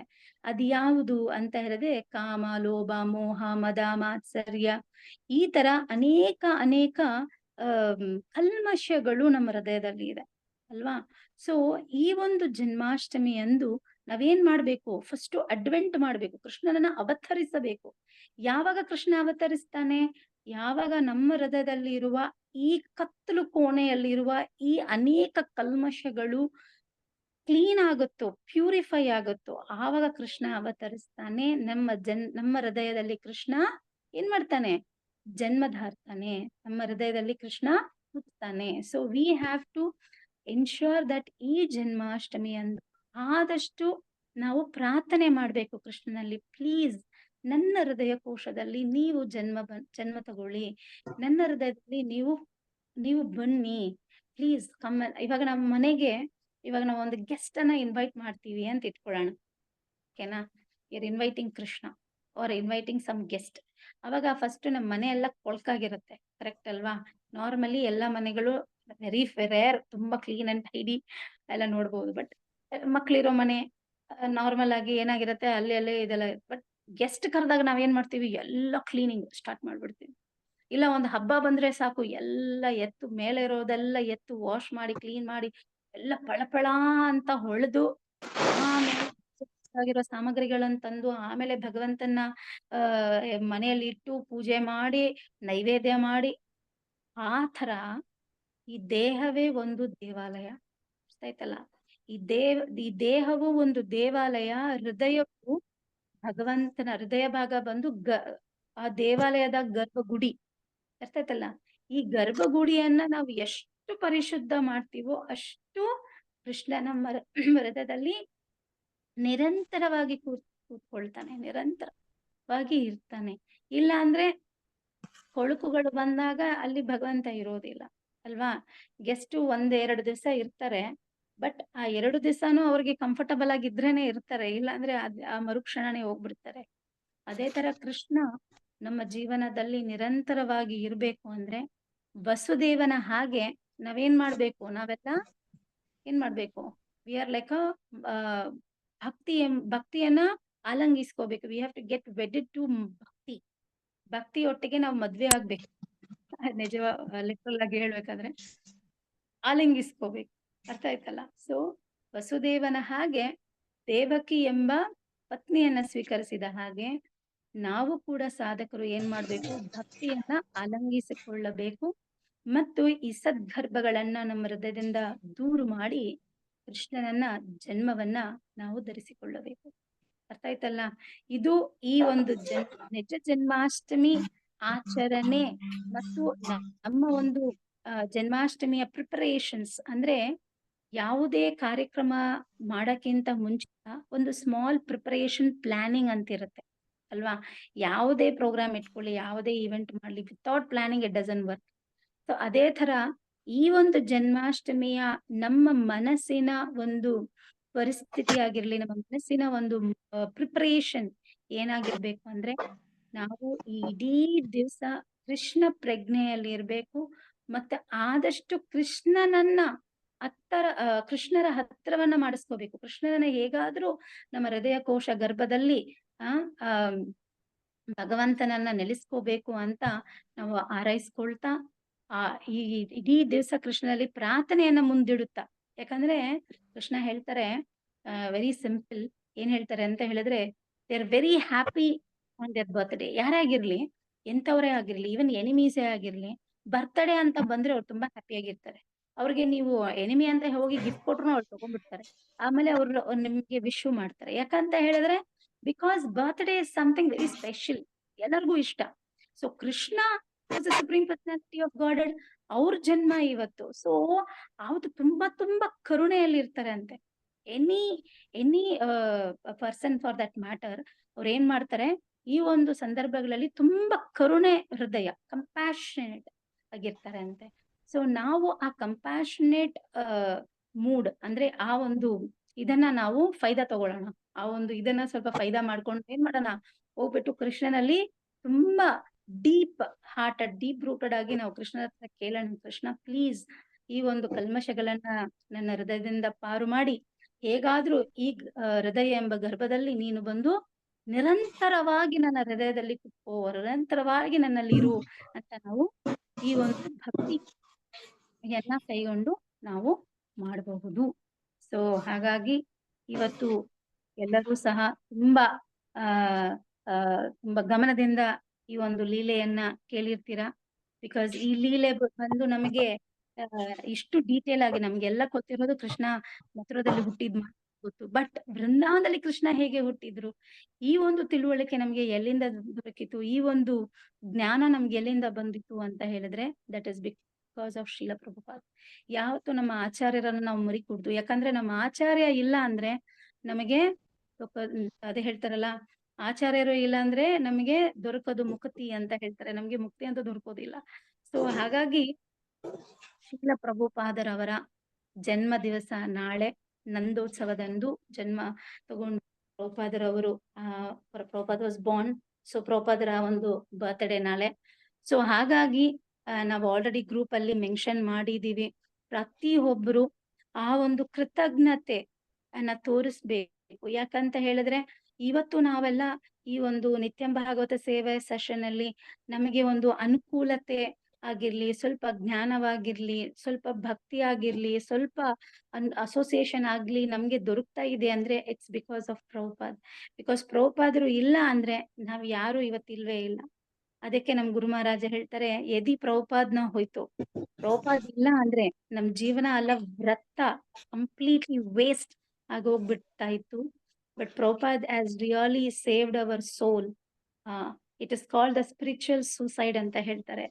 Science of self realisation Prabhupad ಹೇಳ್ತಾರೆ, ನಾವು ಕೃಷ್ಣ ಭಕ್ತಿ ತಗೊಂಡಿಲ್ಲ ಅಂದ್ರೆ, ನಾವು ಕೃಷ್ಣ ಭಕ್ತಿಯನ್ನು ಸ್ವೀಕರಿಸ್ಕೊಂಡಿಲ್ಲ ಅಂದ್ರೆ, ಕೃಷ್ಣ ಕಾನ್ಶಿಯಸ್ ಅಲ್ಲಿ ಇರ್ಲಿಲ್ಲ ಅಂದ್ರೆ, we would have really attempted spiritual suicide ಅಷ್ಟೇ.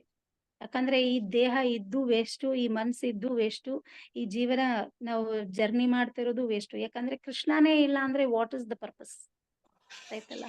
So our goal of life is to gain Krishna prema. ಈ ನಮ್ಮ ಗುರಿ, ಜೀವನ ಗುರಿ ಏನಾಗಿರ್ಬೇಕು, ಕೃಷ್ಣ ಪ್ರೇಮವನ್ನ ಲಭಿಸ್ಕೋಬೇಕು, ಕೃಷ್ಣನಿಗೆ ತುಂಬಾ ನಿಕಟ ಆಗಬೇಕು ಮತ್ತು ಕೃಷ್ಣನ ಸೇವೆಯಲ್ಲಿ ಹೋಗ್ತಾ ಇರ್ಬೇಕು. ಸೊ ನಾಳೆ ಮತ್ತೆ ನಿಮ್ಮನ್ನೆಲ್ಲ ಭೇಟಿ ಮಾಡೋಣ. ಮತ್ತೆ ಶ್ರೀಲ ಪ್ರಭುಪಾದರಿಗೆ ಒಂದು ಕೃತಜ್ಞತೆ ಪತ್ರವನ್ನ ದಯವಿಟ್ಟು ಪ್ರತಿಯೊಬ್ರು ನಿಮ್ಮ ಕೈಯಾರೆ ಬರೀಬೇಕು ಅಂತ ನಾವು ವಿನಂತಿ ಮಾಡ್ಕೊಳ್ತಾ ಇದ್ದೀವಿ. ಸೊ ಆಲ್ಮೋಸ್ಟ್ ಇವತ್ತು 35 ಜನನನ್ನ ನಾನು ನೋಡ್ತಾ ಇದ್ದೀನಿ ನಮ್ಮ ಒಂದು ಪಾರ್ಟಿಸಿಪೆಂಟ್ಸ್ ಅಲ್ಲಿ. ಸೊ ಪ್ಲೀಸ್ ಪ್ರತಿಯೊಬ್ರು ನಿಮ್ಮ ಅನುಭವಗಳನ್ನ, ಅಂದ್ರೆ ನೀವು ಚಾಂಟ್ ಮಾಡಿದಾಗ ನಿಮ್ಮ ಅನುಭವ ಏನಾಗಿತ್ತು, ಇದಕ್ಕಿಂತ ಮುಂಚೆ ಹೇಗಿತ್ತು, ಇವಾಗ ನಿಮ್ಮ ಜೀವನದಲ್ಲಿ ನಡೆದಿರುವ ಪರಿವರ್ತನೆಗಳಾಗಿರ್ಲಿ, ಅಥವಾ ಅನುಭವಗಳಾಗಿರ್ಲಿ, ಅಥವಾ ನಿಮ್ಮಲ್ಲಿ ನಡೆದಿರುವ ಒಂದು ವಿಶೇಷಗಳಾಗಿರ್ಲಿ, ಇದೆಲ್ಲ ಒಂದು ಚಾನ್ಸ್ ಟು ಎಕ್ಸ್ಪ್ಲೋರ್, ಒಂದು ಒಂದು ಅವಕಾಶ, ನಮ್ಮ ನಮ್ಮ ಒಂದು ಹ್ಮ್ ಎಲ್ಲರಿಗೂ ಇನ್ಸ್ಪೈರ್ ಆಗಿರುತ್ತೆ ಅದು ನಾವು ಮಾಡಿದಾಗ. ಸೊ ಅಂದ್ರೆ ಯಾರು ಬೇಕಾದ್ರೂ ಭಕ್ತಿಯಲ್ಲಿ ಬರ್ಬೋದು. It's very easy. Krishna Prabhupad is made it very simple. ನಮ್ಗೆ ತುಂಬಾ ಸರಳ ಸರಳ ಸರಳ ಮಾಡ್ಕೊಟ್ಟಿದ್ದಾರೆ. ಇದಕ್ಕಿಂತ ಸರಳ ಯಾರು ಮಾಡ್ಕೊಡಕ್ಕೂ ಆಗಲ್ಲ. ಸೊ ಅವ್ರು ತುಂಬಾ ಸರಳವಾಗಿ ನಮಗೆ ಕೃಷ್ಣ ಭಕ್ತಿಯನ್ನ ವೆರಿ ಈಸಿಲಿ ಕೊಟ್ಟಿದ್ದಾರೆ. ಸರಿನಾ? ಡಾನ್ಸಿಂಗ್ ಗಾಡ್, ಈಟಿಂಗ್ ಗಾಡ್ ಎಲ್ಲಾದ್ರೂ ದೊರಕ್ತಾರ? ಡಾನ್ಸಿಂಗ್ ಚೈತನ್ಯ ಮಹಾಪ್ರಭು, ಈಟಿಂಗ್ ಗಾಡ್ ಜಗನ್ನಾಥ ಮಹಾರಾಜ್ ಹೇಳಿದ್ರು. ಆತರ ನಮಗೆ such a simple way of performing devotional service ನಮ್ ಪ್ರಭುಪಾದ್ ಮಾಡ್ಕೊಟ್ಟಿದ್ರು. So we are all indebted to Prabhupad, we are all indebted to his contribution. So ಹಾಗಾಗಿ ನಾವೆಲ್ಲರೂ ಸಹ ಆತನಿಗೆ ಒಂದು ಕೃತಜ್ಞತೆ ಪತ್ರವನ್ನ ಬರೆದು ಪ್ಲೀಸ್ ಗ್ರೂಪ್ ಅಲ್ಲಿ ಪೋಸ್ಟ್ ಮಾಡಿ, ನಾಳೆ ಎಲ್ಲರೂ ಸಹ ಪ್ರಭುಪಾದರ ಒಂದು ಬರ್ತ್ಡೇ ಅನ್ನ ಅವರಿಗೆ ಕೃತಜ್ಞತೆ ಮೂಲಕ ತಿಳಿಸಿಕೊಡೋಣ. Okay, thank you so much. Hare Krishna. I hope ಎಲ್ಲರೂ ಈ ಲೀಲೆಯನ್ನ ಮೆಡಿಟೇಟ್ ಮಾಡಿದ್ರಿ ಅಂತ, ಕೇಳಿದ್ರಿ ಅಂತ. ಸೊ ಏನಾದ್ರೂ ಪ್ರಶ್ನೆಗಳಿದ್ರೆ ಇಲ್ಲ ಏನಾದ್ರೂ ಕಮೆಂಟ್ಸ್ ಇದ್ರೆ, if you all want to share something please share ಮಾಡಿ. ಮಾತಾಜಿ, ನಂದ ಮಹಾರಾಜು ಕೃಷ್ಣನ ಇಲ್ಲಿ ಮತ್ತೆ ಯೋಗ ಮಾಯನೇ ಅಲ್ಲಿ ಕರ್ಕೊಂಡು ಹೋಗೋದು ಯಶೋದೆ ಮಯ್ಯಗೆ ಗೊತ್ತಿತ್ತ ಮಾತಾಜಿ? ಯೋಗ ಮಾಯ, ಸಾರಿ ಮಾತಾಜಿ. ಲೈಕ್ ಟ್ರಾನ್ಸ್ಫರಿಂಗ್ ಕೃಷ್ಣನ ಇಲ್ಲಿ ಈ ತೊಟ್ಲಲ್ಲಿ ಇಟ್ಟು ಮತ್ತೆ ಇಲ್ಲಿ ಹುಟ್ಟಿದ ಯೋಗ ಮಾಯನ ಅಲ್ಲಿ ತಗೊಂಡೋದ್ರಲ್ವಾ, ಅದು ಯಶೋದೆ ಮಾತಾಜಿ ಗೊತ್ತಿತ್ತ? ಇಲ್ಲ, ಗೊತ್ತಿಲ್ಲ ಮಾತಾಜಿ. ಯಶೋದಮ್ಮಯ್ಯಗೆ ಲಾಸ್ಟ್ ವರ್ಗು ಗೊತ್ತಿಲ್ಲ ತನಗೆ ಹುಟ್ಟಿದ್ದು ಹೆಣ್ಮಗು ಅಂತ. ಅವ್ರು ಕಣ್ಬಿಟ್ಟು ನೋಡಿದಾಗ ಅವ್ರು ಫಸ್ಟ್ ನೋಡೋದು ಕೃಷ್ಣನನ್ನೇ. ಸೊ ಅವರು ಏಕಾಂಗ್ರತ ಮನಸ್ಸಲ್ಲಿ ಅವ್ರು ಆಲ್ರೆಡಿ ಡಿಸೈಡ್ ಮಾಡ್ಬಿಟ್ಟಿರೋದು ಅವ್ರು ಹುಟ್ಟೋದು ಕೃಷ್ಣನೇ. ಬಿಕಾಸ್ ಕನ್ಸಲ್ಲೂ ಬಂದಿದ್ರು, ಪೌರ್ಣಮಾಸಿ ಮಾತಾಜಿ ಬಂದು ಹೇಳಿದ್ರು. ಸೊ ಈ ತರ ಎಲ್ಲ ಘಟನೆಗಳು ನಡಿಬೇಕಾದ್ರೆ ಅವ್ರ ಲೇಬರ್ ಅಲ್ಲಿ ಇರ್ಬೇಕಾದ್ರೂ ಅವ್ರಿಗೆ ಹೆಣ್ಮಗು ಬದಲಾಗಿರೋ ವಿಷಯನೇ ಗೊತ್ತಿಲ್ಲ. ನೋ ಬಡಿ new. It is all the arrangement of Yogamaya. ಅರ್ಥ ಆಯ್ತಲ್ಲ? ಯೋಗಮಾಯ ಎಷ್ಟು ಚೆನ್ನಾಗಿ ಅದನ್ನ ಅವರ ಕೆಲಸ ಅವ್ರು ಮಾಡಿದ್ದಾರೆ ಅಂದ್ರೆ, ಯಶೋದಮ್ಮಗೆ ಗೊತ್ತೇ ಇಲ್ಲ ತನಗ್ ಹುಟ್ಟಿದ್ದು ಒಂದು ಹೆಣ್ಮಗು ಅಂತ. ಶಿ ಆಲ್ವೇಸ್ ಥಾಟ್, ಅವ್ರ ಕಣ್ಣು ತೆಗೆದಾಗ ಮೊದ್ಲಾಗಿ ಅವ್ರು ನೋಡಿದ ಮಗು ಕೃಷ್ಣ. ಸೊ ಶಿ ಅಲ್ಟಿಮೇಟ್ಲಿ ಅವರ ಒಂದು ಅಕ್ಸೆಪ್ಟೆನ್ಸ್ ಹೇಗಿತ್ತು ಅಂದ್ರೆ, ಕೃಷ್ಣನೇ ನನ್ನ ಮಗ, ಈಸ್ ಮೈ ಸನ್. ಆಕ್ಚುಲಿ ಅದು ಎಷ್ಟು ಮಟ್ಟಿಗೆ ಅಂತ ಹೇಳಿದ್ರೆ, ಕೃಷ್ಣ ದ್ವಾರಕ ಹೋದ್ಮೇಲೆ, it's a beautiful pastime. Krishna ದ್ವಾರಕಾಗ ಹೋದ್ಮೇಲೆ ಯಶೋದಮಯ್ಯ ನಂದ ಮಹಾರಾಜರು ಅವ್ರನ್ನ ನೋಡಕ್ ಬಂದಿರ್ತಾರೆ. ಬಟ್ ಇವರು ಗೊಲ್ಲರು, ಅರ್ಥ ಮಾಡ್ಕೊಳ್ಳಿ, ಇವ್ರು ಗೊಳ್ಳರು. ಓಕೆನಾ? ಅವಾಗ ದ್ವಾರಕಾಧೀಶ ರಾಜ, ಇವಾಗ is a king. Okay, Mathura ಹೋದ್ಮೇಲೆ ಕಂಸನನ್ನ ಕೊಂದು ರಾಜನಾದ ಮೇಲೆ ದ್ವಾರಕ ಹೋದದ್ದು, ಅಲ್ಲೂ ರಾಜನಾದ, ಚಕ್ರವರ್ತಿ. ಇವಾಗ ಈಸ್ ಅ ಚಕ್ರವರ್ತಿ ಕಂಪ್ಲೀಟ್ಲಿ. ಅವಾಗ ಅಲ್ಲಿ ಹೋಗಿ ಅಲ್ಲಿರುವ ಒಂದು ಸಿಪಾಯಿಗಳಿಗೆ ಹೇಳ್ತಾರೆ, ನಮ್ಮನ್ನ ದ್ವಾರಪಾಲರಿಗೆ, ನಮ್ಮನ್ನ ಒಳಗಡೆ ಬಿಡಿ, ನಾವು ಕೃಷ್ಣನ ತಂದೆ ತಾಯಿ ಬಂದಿದ್ದೀವಿ ಅಂತ ಹೇಳಿ ಅಂತ. ಅವಾಗ ಅಲ್ಲಿದ್ದ ದ್ವಾರಪಾಲರು ನೋಡ್ತಾರಂತೆ ಯಶೋದಮಯ್ಯ ನಂದ ಮಹಾರಾಜರನ್ನ. ಹೇಳ್ತಾರೆ, ನೋಡಕ್ಕೆ ಭಿಕ್ಷುಕ ತರ ಇದ್ದೀರಾ, ನೀವು ಹೋಗಿ ಕೃಷ್ಣ ಚಕ್ರವರ್ತಿ, ನಮ್ಮೂರ ಚಕ್ರವರ್ತಿ ಆತನ ತಂದೆ ತಾಯ.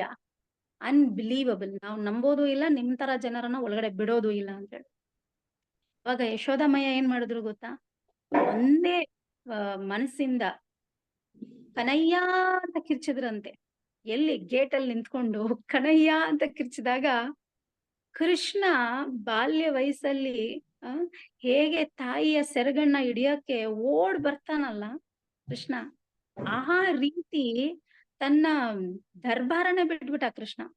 ಹೆಂಗ್ ದರ್ಬಾರನ್ ಬಿಟ್ಟಿ ಓಡ್ತಾ ಇದ್ದಾನೆ ಅಂದ್ರೆ, ಅವನ ಮೈ ಮೇಲೆ ಇದ್ದ ಚದ್ದರ ಆಗಿರ್ಲಿ, ತಲೆ ಮೇಲೆ ಇರೋ ಮುಕ್ಕಟ್ಟಾಗಿರ್ಲಿ, ಎಲ್ಲವೂ ಧರ ಕೆಳಗಡೆ ಬೀಳ್ತಾ ಇದೆ. ಅವನ ಅದ್ರ ಲಕ್ಷ್ಯ ಪಟ್ಟಿಲ್ಲ.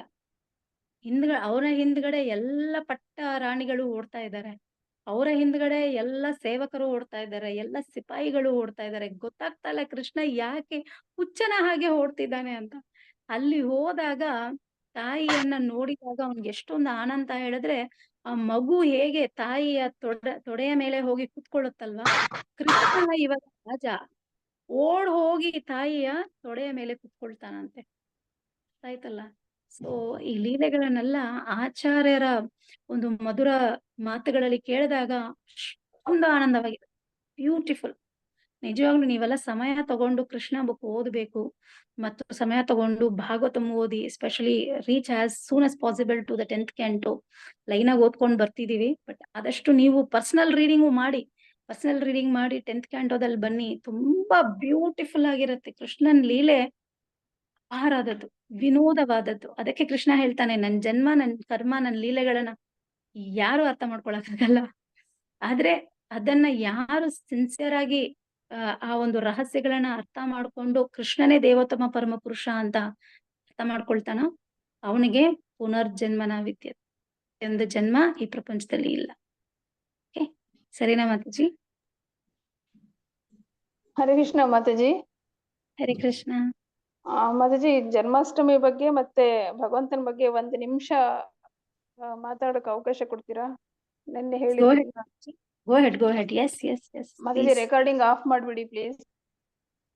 ಓಕೆ, ಇರ್ಲಿ ಬಿಡಿ ಮಾತಾಜಿ, ಎಲ್ಲರಿಗೂ ಗೊತ್ತಾಗುತ್ತೆ. ತುಂಬಾ ಚೆನ್ನಾಗಿರುತ್ತೆ.